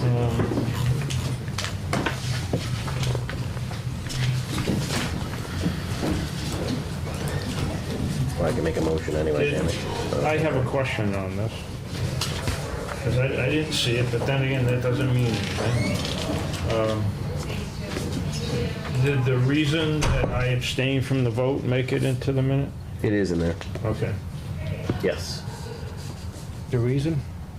It says that he didn't feel as if he had the full packet. Okay. Okay. That was the only thing. I kept reading, I couldn't find it. Anybody else? If not, okay, we're motion to accept. I'd like to make a motion to approve the minutes of July 15, 2019. Second? Okay, motion second. Any further discussion? Okay, if not, all those in favor? Aye. Aye. Aye. All right, fantastic. Let's go down to the request from Anthony Franciosa to refer street acceptance of Palmer Lane to the planning board.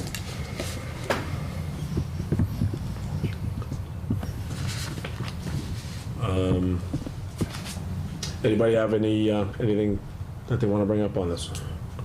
I'm assuming based on the fact that it's here that the planning board is satisfied with all the I'm not conditions. seeing that. I didn't see it either. It was actually. Well, it has to be referred to them, and then, once it's referred to them, then So they, we just have to refer. I was gonna say, so what? then the what is- process, that starts the process.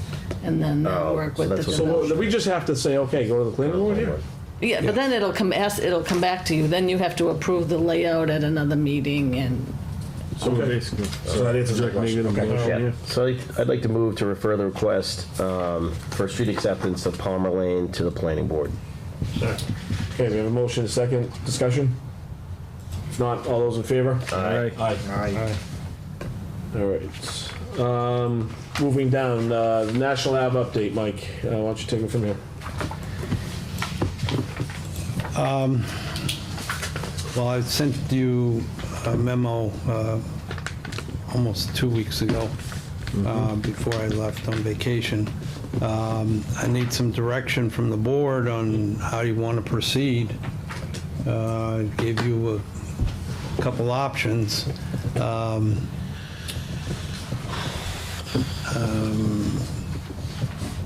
So, you know, it was set, the price was set based on the assessor's value. If we list it for less than, you know, we could go out and get an official appraisal. We did that once before. It's almost 3 years ago.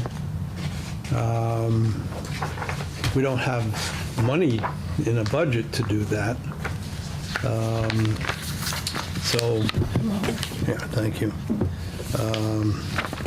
And back then, the appraisal, I think I've explained that because of the access problem or lack thereof, the 26-acre parcel was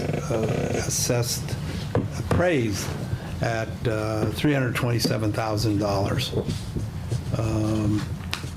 With improved access, it was 1.2 million.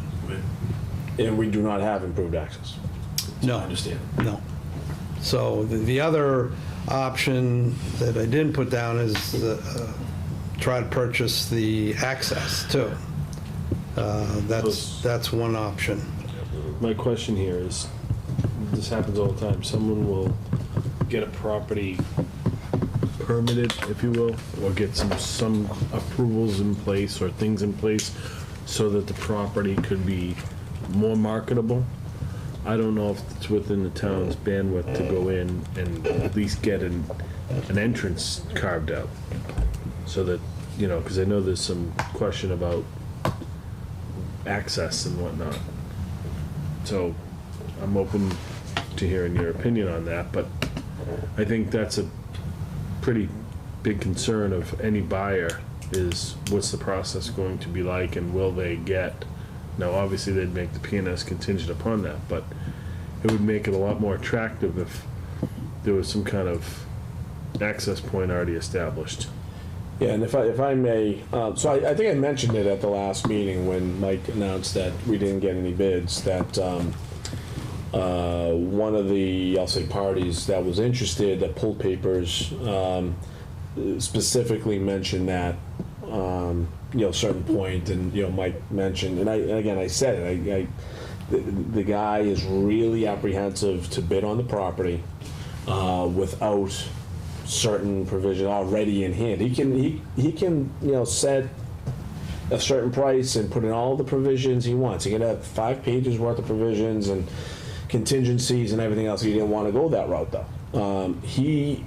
We have unfortunately a very poor reputation on the street, okay, between conservation and planning. Very poor. And that is specific to his concerns. And he would be more apt to bid on the property if there were certain things on the table from conservation, from planning, to say, yeah, you know what, we've looked at this and we've looked at that, and we are on board with what we're trying to do here, especially on the industrial side. Here are the issues and whatever, just something, because I think the real fear is someone comes in and they put all this work into it, right? The process to even putting in a bid is, it's consuming, it's time consuming. It's and expensive. Yeah, and I was about to say that. And so the investment to even put in a bid was not even worth his while at the time, that this all came out per the price. I'm not even going to throw out a number which he gave me, but it wasn't, certainly attractive to me, in terms of where he would be. So with that being said, I think the board has to consider that, point that David made, and see if we do want to do any pre-work here from a planning or a conservation standpoint. If not, then what we also have to consider is what is driving us, what is driving the sale of this property, i.e. do we want to get the most out of the property, or do we want to see it developed, right, to then get on the tax roll, and start earning money on a yearly basis from the real estate taxes and everything else that comes with that. I think that's really what it comes down to in terms of conversation, right? So, because we're going to hold out for, say, the most amount of money for the land, we might be sitting here for a while. So, go ahead. Is that in the expedited permitting? I forget the specific title that they gave that, but the town did vote to put land in that area. And that is if the planning board, conservation, and everybody fails within 6 months, I think is what it was, then they just do it through the state, I believe, is how that works. And I've always felt that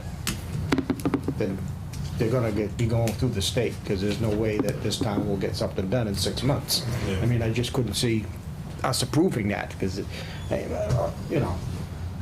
So, but I believe that area is in the expedited permitting. Because I remember mentioning that, whether that was known as in part of the package, but I mean, that's also a gamble for the person doing it. I realize that's still costly going that way, but. I'm gonna have to look into that, Gary, I'm not sure. There's a Pacific, Yeah. title to it.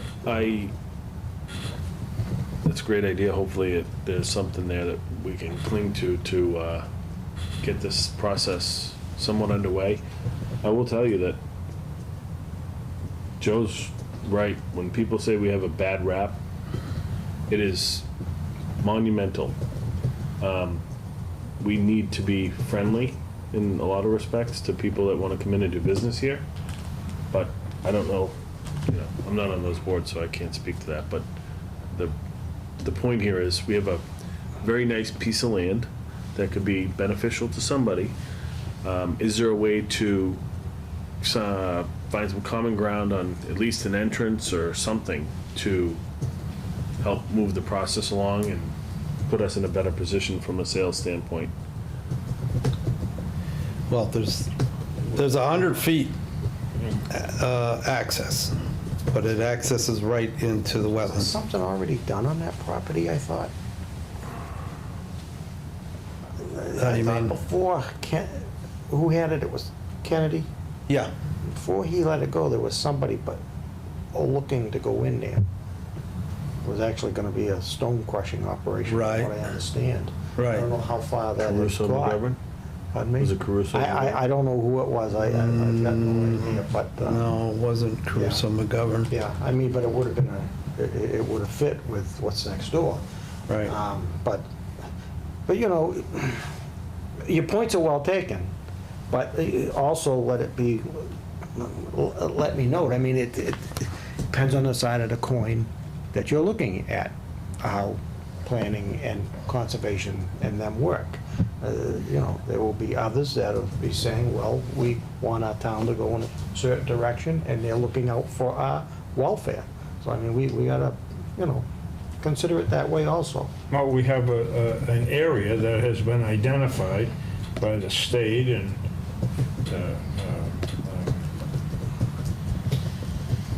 Merrimack Valley Planning Yeah. as had most potential on the I-95 North Corridor. And yet,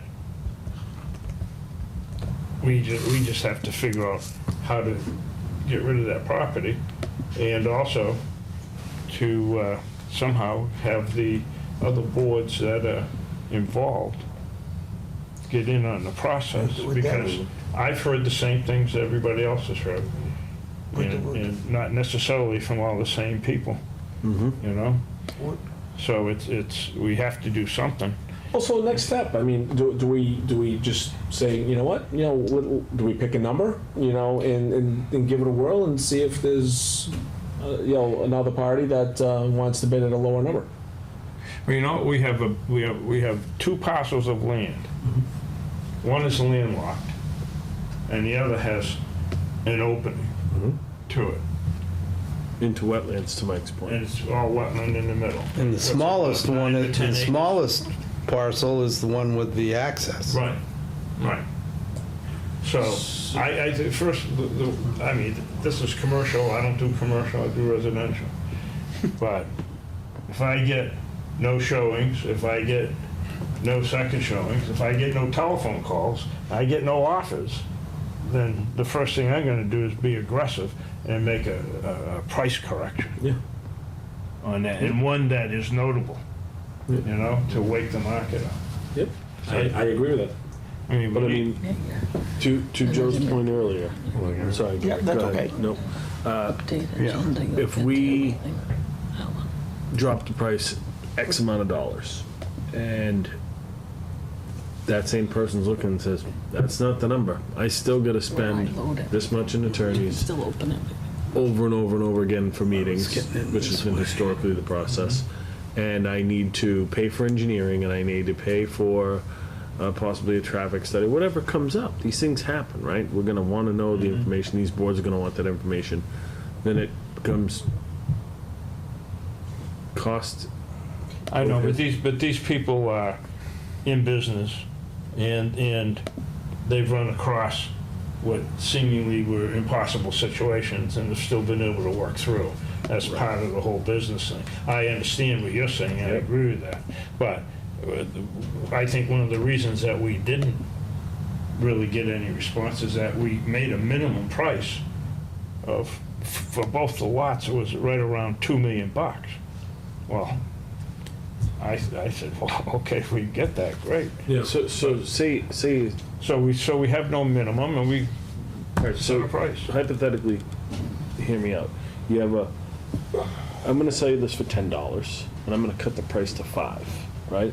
But it's gonna cost you $5 to get to the point where you might be able to access that land, and then another million or 10 more dollars to build whatever you want to build. Well, they have a lot of due diligence to I do. understand, Doug, but my point is, until you solve the problem, which he pointed out, which is you drive in and you go, "Beep," and then you're stuck there because you don't have a way across what is relatively a small section of wetlands, whether you put a bridge or a passing or whatever, right? I mean, this is not something that hasn't been done before. I mean, it's been done millions of times. We need to be able to say, either we have access to do that, or there has to be an idea. Well, I agree with you, to get, the board should be involved now. You go down and tell, I absolutely agree with that, 100%. But I'm not gonna, I don't think we should lay down just because one guy says, well, I don't know. it's gonna cost me money. I'm not suggesting that, but Yeah. I agree. I just think that, you know, I deal with a lot of people that do this for a living, and there's a process, and it's expensive to begin with, and then these things are sometimes hard to get agreement on. So we know it exists. We know that crossing needs to take place. Otherwise, we don't have a game to play. Have we asked the new owner of the strip what he's willing to sell that for? No. Or if he'd be willing to donate it? Can I ask Mr. Twitch Yeah, go ahead. what you mean by the crossing? You mean the So crossing a strip of land or crossing a No, wetland? there's crossing the wetland. Okay. Because the entry point that, to No, I Mike's just point- wanted to clarify No, what you meant by the that's crossing. there, it comes into wetland, so there's not much to work with once you're there. There's only like 4 acres in there, I think. that are Yeah, dry. which, by the time you build something on there, it's not very big, and it's not really that attractive for someone looking to do something, you know, on a fantastic piece of land on the side of 95. Go ahead, Gary. All right, my thoughts, you can lower it if you want, but I until we or economic development, who works under us, to me, works with planning and gets better planning, more of an overlay district down there, I think you're somewhat limited to what you can do. I think we could, through better planning and zoning, is I guess that's the term I'm leaving out. We need better zoning down there. I mean, I personally think you're somewhat limited to what you can do. If someone wanted to come in and put in some type of facility that included a restaurant or something else, I think you're gonna end up in front of the Board of Appeals, because we don't right now have the zoning. Light industry. Yeah, so, I mean, you know, you need to open that up as more of an overlay area that would allow somebody, if they want a restaurant, or if they want to put in a hotel, a workout, my gosh, gymnasiums, I don't know what you call them, I guess. Sports complexes? Sports complexes, those are the biggest things going, it seems like, other than medical right now. So, but, well, perhaps not, but I mean, I think that area, I mean, when I was working with economic development, we were constantly onto that, but nobody ever really moved it to planning, that we need a better overlay there, better zoning. And you gotta open it up for more options. That could be good. Yeah, so just remind, why did we split into two pieces, into two parcels? It was. Why? Because, you know, you might have a business that might not need 14 acres, but it really fit for the 5, right? So they could, you know, certainly go in there. And the larger one doesn't have any. I think it had to do with Larger wetlands than- also. Yeah. Yeah. But the other one's landlocked, so you have to go through the other one anyway, right? But it's got somebody bordering it. So I think it was looked at it that way. Okay, that's one. I totally agree with the zoning change. I think you definitely need to do that. I don't think I realized it was just, would you say light industry only? Okay. Yeah. And I think the other thing I would suggest is approaching that owner. Why did they buy that strip if they weren't potentially willing to sell it? It's useless to them, right? Well, they bought That way. all, Yeah, they probably All the little pieces. yeah, 90 acres or so? no, 26. I think it had something to do with when National Lab went in also. Yeah, well, somebody, Allowed. yeah, they just went through land court to get all these restrictions and easements removed. Somebody didn't want the previous owner have easy access to developing it. It's a spite strip. Right. But we don't think it's worthwhile to find out how much. Well, no, that was, We're restricted to what we can spend also. I mean, we would have to, do a warrant article to raise the money out of free cash. But I believe from what little knowledge I've got of land purchase from some that we've been doing through community preservation, you have to get a, what the real estate guys, evaluation done. Yeah, appraisal. And I don't think the town can spend more than that by law, can we?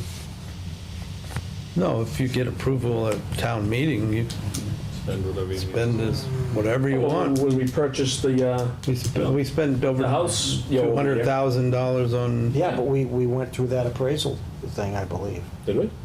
Did we? I don't know. I thought we did. We did. I mean, I know we went to town meeting and we appropriated the money to purchase it and then. Yeah, we just entered in a purchase and sale All I know agreement. is we've always had to get an appraisal, and then I've been, maybe it's something with, maybe it's under community preservation law, that you can't spend more than a parcel is appraised at.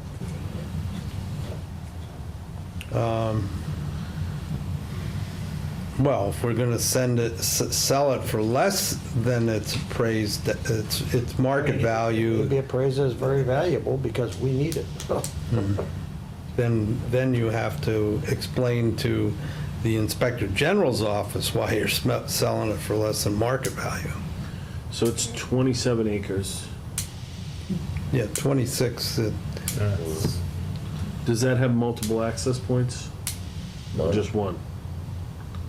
So that one access point would act as, well, no, you can, once you get into the access point, you only can access the back 4 acres. no, I understand that, Yeah. but if, hypothetically speaking, if the person that owns that made a donation to the town of Georgetown and we acquired that 27 acres, now what does our access look like? Do we have multiple access points at that point?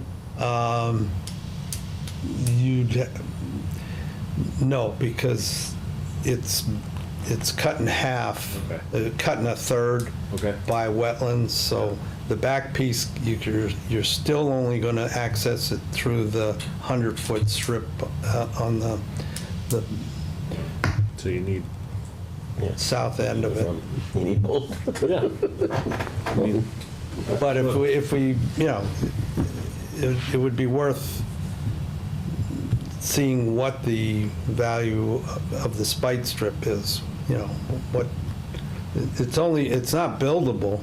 It's only for access.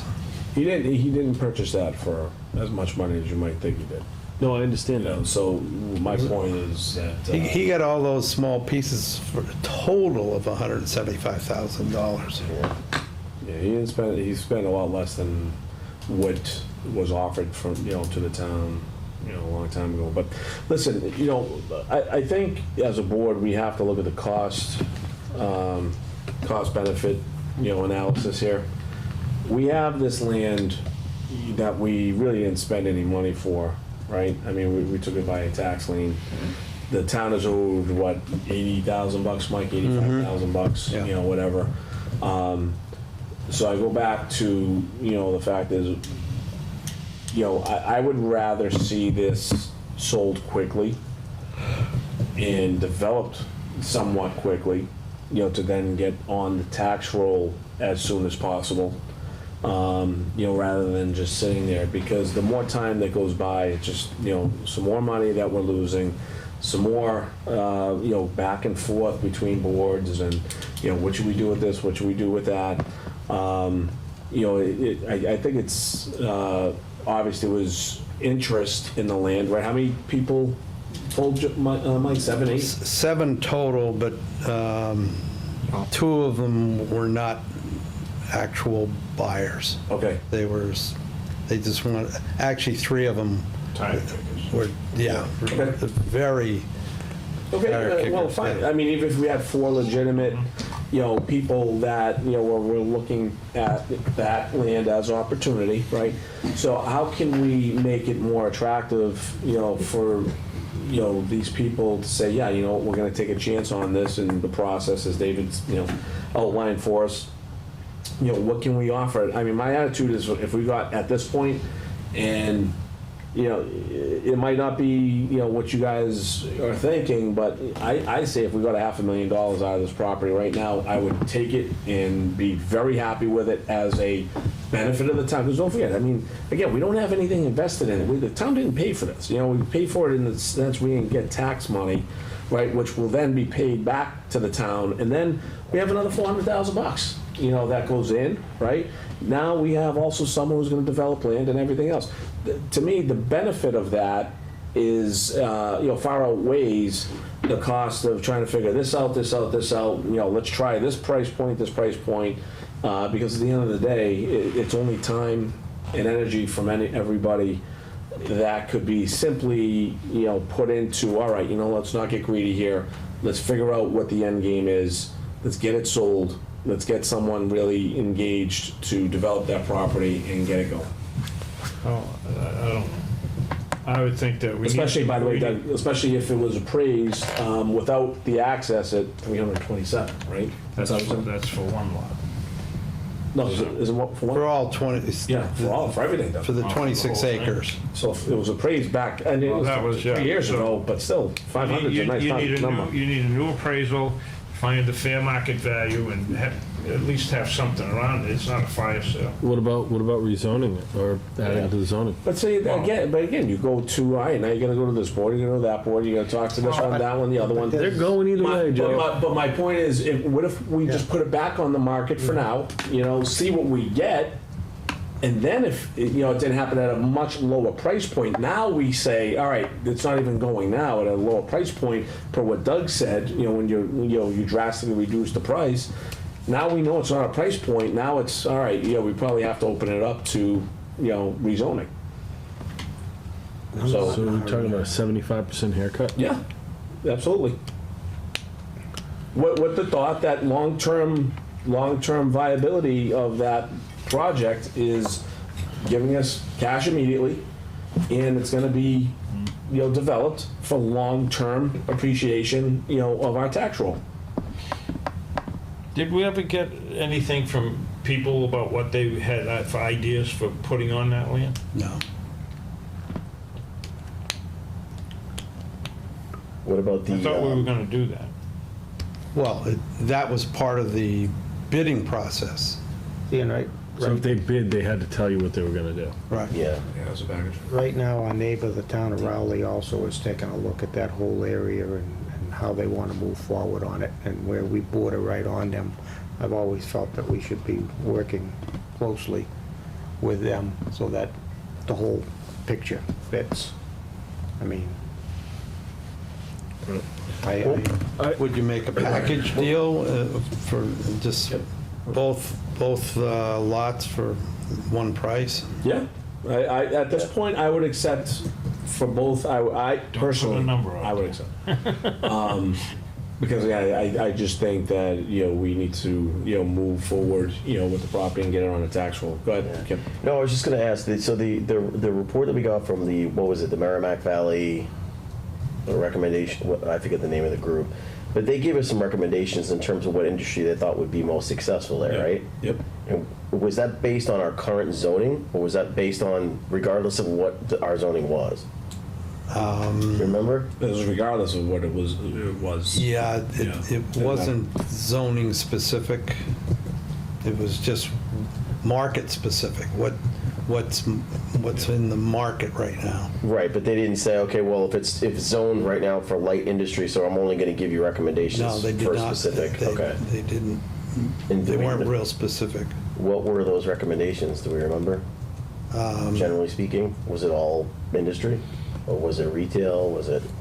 I don't recall at Yeah, I this don't point. either. Okay. And I want the board to also remember opportunity cost right? So if the longer you have a piece of land that is not developed, right, and we're not making anything on this land right now, nothing, zero, right? So if we want to keep going with boards and rezoning and all that stuff, which again, we might have to do anyway, if we go to market again and we don't get anything, right? But again, if we can get this to market, we get, lump sum of money, we can put into our cash flow now. And then as soon as we can get on a rent roll, it's better than going through everything else, waiting for $1 million, which is another 500,000, fine. But, the opportunity cost is, maybe it sells, maybe it doesn't, even after rezoning. And now we're missing out on X amount of dollars every single year that it sits vacant and undeveloped. Yeah, well, you can't lose something you don't have, so. Yep. There's a possibility something could go in there and we would get tax revenue, but we're not losing anything. Of course we are. We're losing the tax revenue every single year, where that's just land that's just sitting, we're not doing anything. So I know what your point is, but we are losing.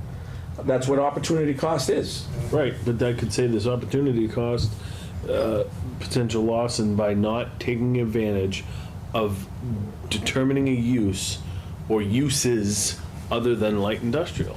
I happen to agree with Gary. I think we need to take a good hard look and say, look, the zoning there is ancient, and maybe we need to modify it to include certain things. But guys, we went to market at 1.9. It was overpriced. Period. I'm not saying it wasn't. So why can't we at least give it another crack? We did it already at 1.9. Why can't we go and give it another crack at a lower price point? After that, yeah, I'm with you. But I mean, we were okay setting it to market. So say we go out at the 500 number you threw out. Yeah. And ABC company comes in and says, hey, yeah, we're interested, we'll put a bid in, and here's what we're gonna do. We're gonna put in, whatever, right? A light industrial business, right? And then they spend, 8 months, 6 months. At what point do they get tired and say, you know what? We're drawing up in. We can't get it approved. We can't get it done. Now it comes back to us, and now we're back at the position where we were before. What I'm saying is, and I'm not saying I'm right, and I'm not saying that I think, that this is the end-all be-all, but I'm just saying we have to look at the fact that there's an obvious obstacle there to whomever puts a bid and purchases that property. And it's a hurdle. So if you take the hurdle away, not only does it become more valuable, but it becomes a lot easier to permit after the fact. So, I have no problem with that. But now, again, you're taking a lot of time. You're taking, a lot of money if you want to purchase the land, which the guy might not even sell you, right? Then what? There's a lot of ifs. I can give you a lot of if scenarios. Yeah, no. And, and again, all I'm saying is let's give it another shot. Just at a lower price point. It doesn't have to be 500, by the way. I just threw that out. I know. I'm and again, making a point. I just think, if you don't get it, then we probably have to do what Gary says. Go ahead. Other than your point of losing tax revenue, I agree with you there. But I see no need for us to be rushing. And if you remember, I was the sole guy that didn't make it unanimous at the town meeting and giving the selectmen the permission to sell the parcel in the first place.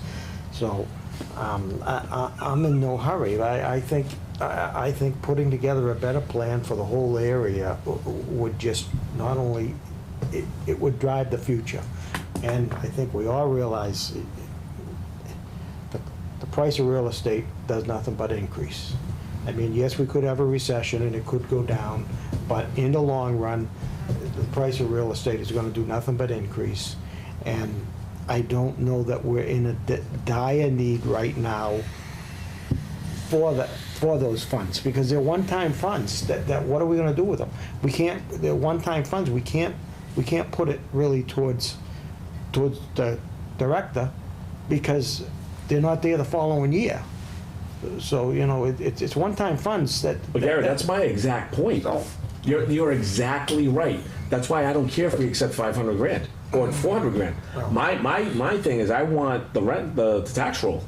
That What do we want? That's what I said, that to start off, what do we want as a board? What is our target? To me, it is getting something on our tax roll. Because you're absolutely right, that 500, whatever, we ain't pay for anything. So 500, fine, put it into free cash, we do what we do with it. But if we put some on a rent, I keep saying rent roll, the tax roll, that's a different story. That changes a lot of things. I see And we no- saw that with Healthy Farms when that came on, If I can I or Mission, whatever. Can I perhaps, on the subject of property, town property, how do we say, do we want to look at something like, you mentioned earlier, we purchased a place next door. I don't know how that formally got here in front of us. I remember being outside saying, hey, we understand the place next door is for sale. I just want to throw out, I noticed driving here that the property next door to Pearly School is for sale, and I don't know if there's some way that the town should perhaps look at, do we have a need to make a purchase or anything? I mean, it might be a foolish idea, but I think that when that opportunity comes for pieces of property that abut us, we should take a look at. Help me out, which side of the Pearly?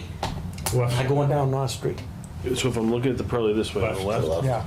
Okay. Yeah, I thought I saw a for sale sign. There is, it just came out. And I think that we should, 475. at some point, say, does it warrant looking at it, at Residential. least, So I just wanted to throw that out there while we're on property, and it was on my mind. Not that we've got a lot of money to throw around. No. But if an opportunity is there, I think we should say, is there a need? So what do we want to do? I'd like to see us have some kind of. I'm not even a motion. Yeah, no, I know. I still think it's a conversation. I mean, we still. I would like to give a recommendation to Mike tonight. I put some time and thought into it. You guys know what I think, so I think what David feels. I mean, I think I know what Gary feels. Kip, what are your? No, like I said before, I think that we should look at zoning options, changing the zoning to include more than just light industry. I think it's worth having a conversation with the owner of that site strip to say, are they talking $1 million? Or are they talking 150,000? That would solve a lot of issues. To David's point, I think these can all just be conversations. You can have conversations with folks of other committees to say, okay, well, if we did want to do something in between, what do you think? What's the likelihood of this happening if we did option A, if we put some type of, bridge or whatever across to connect these two? Knowing what you know right now with the information you have, does that sound feasible, or do you already have roadblocks that you know of? I mean, just a conversation. I think we need to kind of pull together some more information before we make a decision on it. I would say I'm not in support of just putting it back out the bid again, personally. I think we should look at this from a couple different angles, and if those all come up flat, then that's fine. Then let's just go do what we can do with it. But I think we owe it to ourselves to look a little deeper here now that we know some of our options are off the table. Let's just see if these other conversations lead to something. Does it behoove us to have a meeting or something with some of the people from those boards and kind of get an understanding of, like you said, what can we do what their legally? perspective is, what their, because everybody has I don't want to say an agenda, but a responsibility on those boards. When I was on zoning, I had a responsibility to make sure that we didn't, bastardize the bylaw and just give people willy-nilly whatever they wanted, and make sure that there was a good reason for making the, variance or special permit.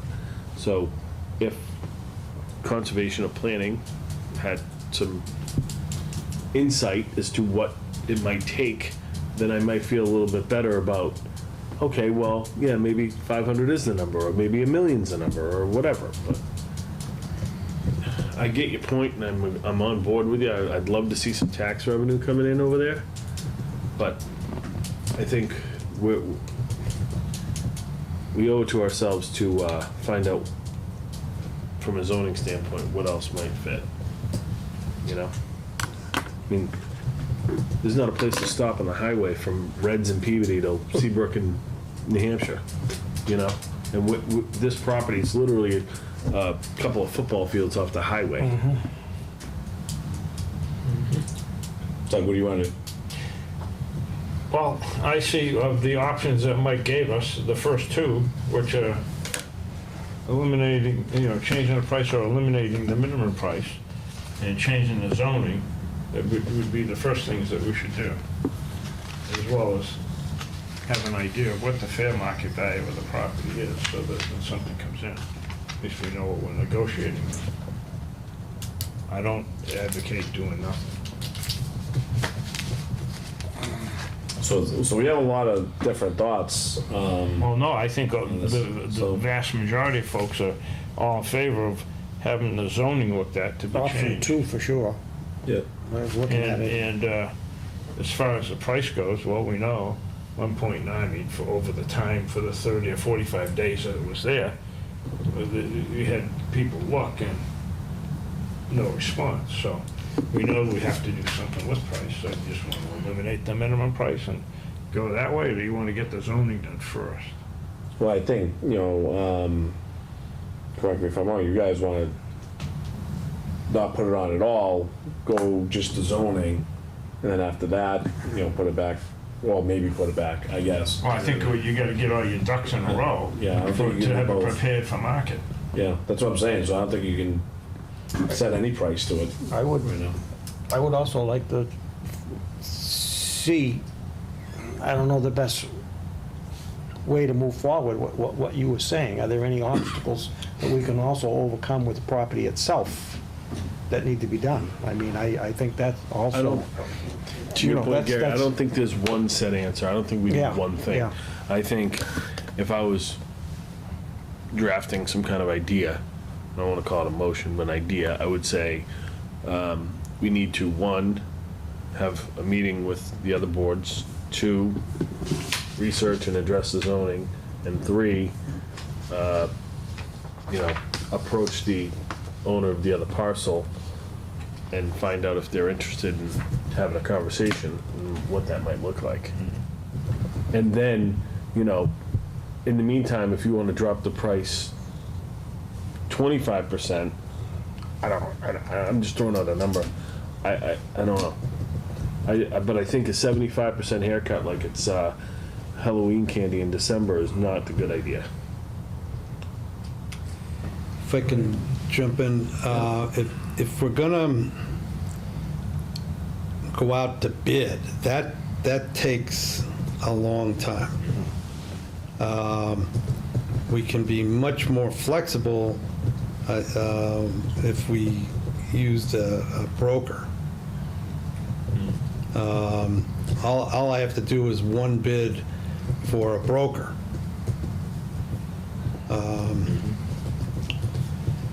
And then, then we're done with the bidding. But if I go through the notice, 30-day notice and everything like that, and we still don't get any bids, then, how many times are we gonna? Right. This way we can get right to the sweet spot, or get some offers anyway. What's the cost of that? A commission. So this And- just works the same way. Yeah, Yeah. and if the commission, if the commission is gonna be less than 50,000, then I don't even have to do a formal bid. I get three estimate, 3 costs. If it's over 50 grand, then I have to do a request for proposals, but I can do that a lot quicker. I can probably pull that off in a total, it's pretty cut and dry. The lowest, whoever's given me the lowest Commission bid. gets the job. Do we have to do it that way? If it's over 50,000, If it's over yes. 50,000, Yeah, but if it's not? But without knowing the price, they usually work on a percentage. right. They're gonna bid Well, they'd come out and give you a price. 50,000. Okay. And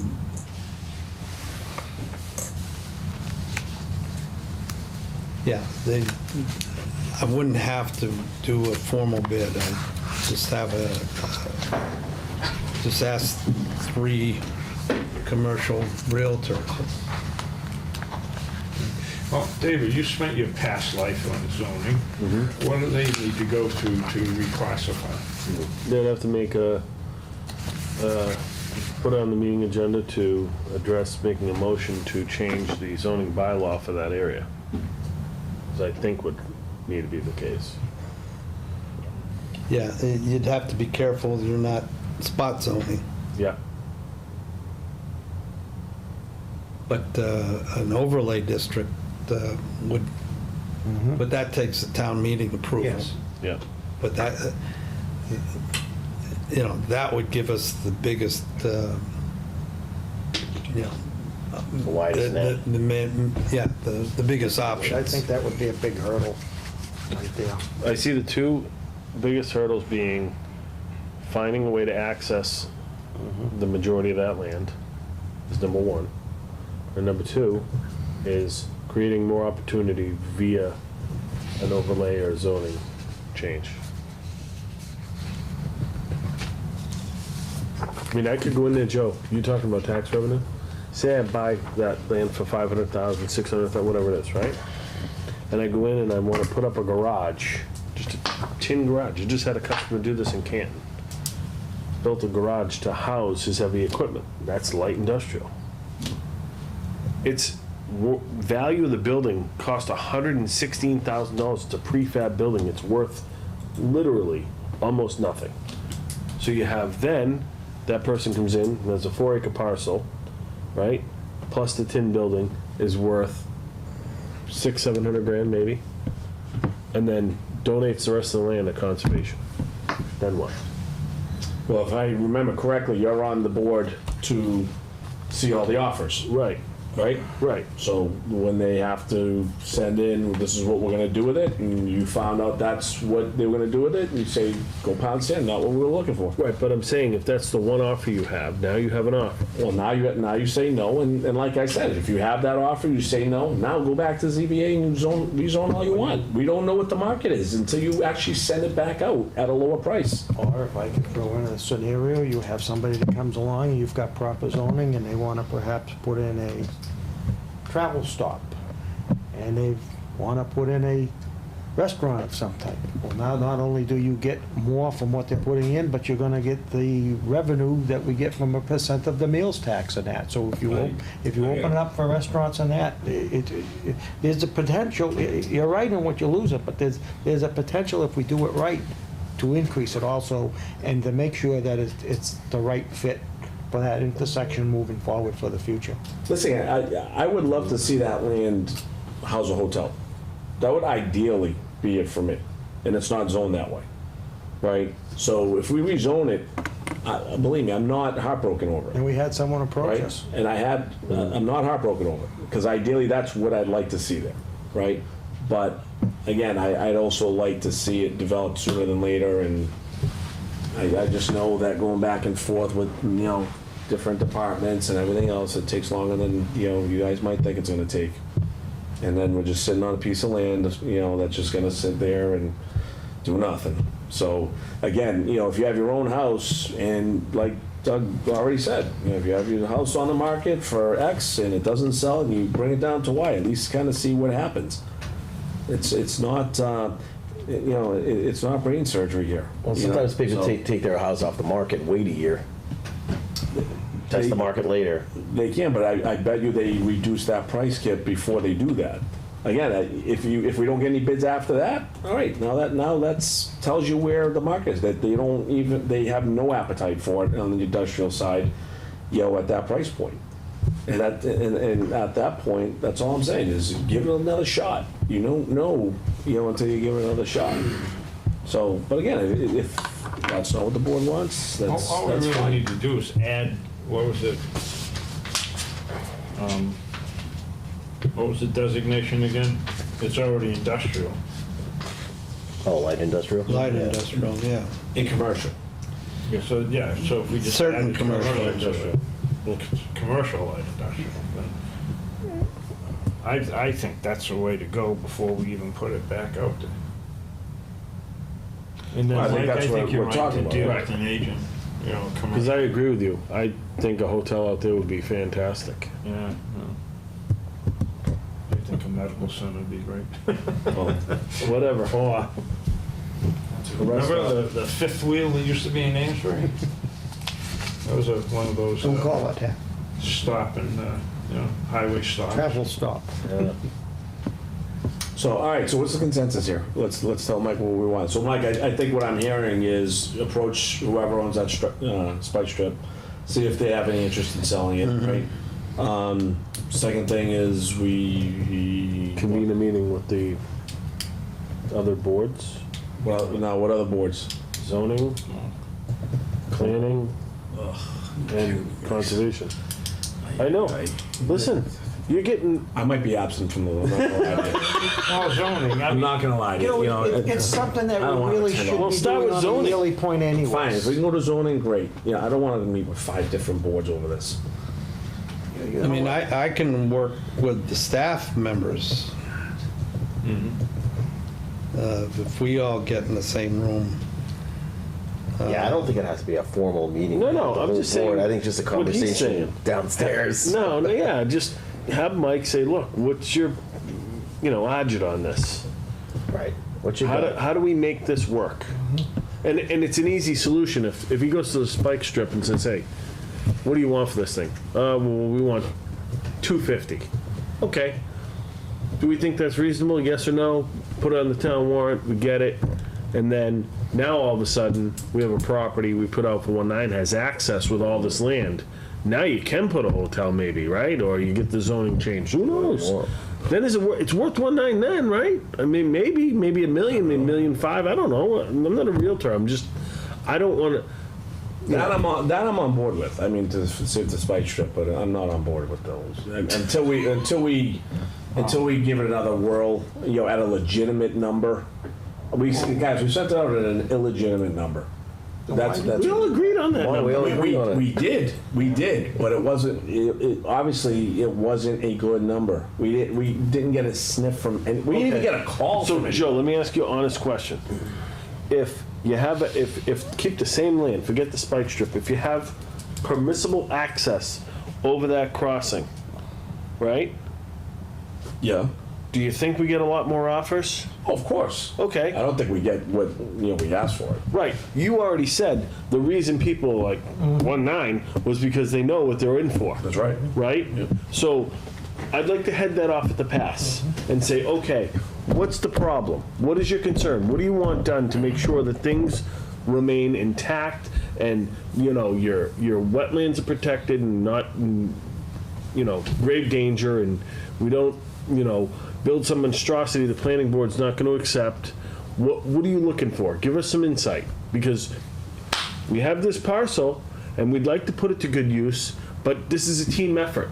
We could perhaps now guarantee if some of it needs to go into conservation restriction, we could do that. Yeah, you could say, look, we're gonna, you get a delineated crossing, and we're gonna give you the wetlands, and we'll give you a little sliver of this back piece or whatever you want. But this part over here, the really nice part that we can possibly put something on, that would, Guys, again, I'm in the minority. That's fine. Just tell Mike what you guys want. So what do we want? Make a motion? I don't think we can make a motion. Just tell Mike what we want to do.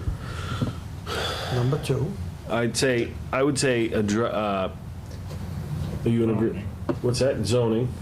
And I would call the owner or reach out to the owner of the other parcel and find out how available it is. There. Yep. Right. And you know what? That might be an easy question. Might be, hey, would you be willing to, look at selling it? Right. It might come up And then if you John could meet Cashel with, John and Steve. Carl. And Well, who's the head of conservation? Steve. No, he's the agent. He is. He's the department head. Yep. Well, Carl's chair. Carl's chair. but I'm talking I mean, about. I can reach out. Yeah. I don't know if I can or not legally, but if it's okay and I'm not breaking any rules here, I could call Sean Dean from the zoning board and say, just out of curiosity, if we were going to try to do this, what is the steps? So I could report back and send an email to you guys and say, here, or if you need to do that, that's fine too. I think Mike can handle it. Well, yeah, I mean, I can talk with Sean, but I'd do it through Les. Les is the zoning So officer. Les, Steve, and John. Yeah. And you guys can have a meeting and say, look, That's all. and then you're gonna know coming out of there what the consensus is. Yeah. And then if he comes back and reports back in an email saying, No go. Or, you got a better chance of seeing, Swamp. right. yeah. Then we just. Well, I already know that, if it was for town use, we'd get a lot of leeway from the Conservation Commission. I mean, they'd let us fill land, they'd let it, the probability of them letting us fill wetlands is, especially that little one in the 4-acre one, if it was for town use, that would be doable. Bridging, and they've never, I don't think they've ever given a bridge over wetlands. Well, how did they do it on that road then? Because when you take that left, there's a bridge that goes over. That's all wetlands on either side. When you drive down, when you turn the corner Yeah. and come around and you take the left, Not sure. and you're gonna go up to Longview. Yeah, that definitely. That is looks like all a crossing. wetlands. It's a giant Yeah. bridge. Asphalt on And it all gets of plowed, and it's a low salt area and all that other jazz. I don't wanna, don't get me wrong, I don't know when it was done, but it was done. So, Yeah. Recent. yeah, it just got Great scheme of redone. things. That was the state, right? Yeah, the state helped us with that project. Mike, has the town ever, is there any history in town of the town ever developing land for commercial use? So basically, the town develops the land, say leases it back, to, say, an entity that then leases to commercial It's like a tenants. redevelopment authority or something. Well, Development. yeah, different economic development committees, they form a nonprofit, and town signs the land over to them and let them develop it. I did that in Littleton, New Hampshire, at an industrial park. Have we ever thought of that? That was in the 90s. That's what Newburyport goes through with their waterfront. They're just, There's an individual owns most of that too. yeah, but Town land. it's been a real, That's right. What's that, Kip? I was just saying it's similar to G Mello. So we own that land. We leased it out to them. Right. Similar relationship. It's not a bad idea. So, is that, Interesting. is that something we ever wanted to discuss, or is it maybe a option if we don't sell the property? Well, I think that's where I'm just gonna took the words out of my mouth. I think if he goes back and they're like, no, we're not giving any secondhand party access to be able to fill this in or do that or this or that or the other thing. Now, if the town wants to do it and sells it to a nonprofit and that makes it a little easier, then so be it. Yeah. All right, so that might But to say that we can't put a bridge from point A to point B when literally a football field away, there's the same thing I'm talking about. Because the state helped us is, I drive over that thing once a week, Yeah. minimum.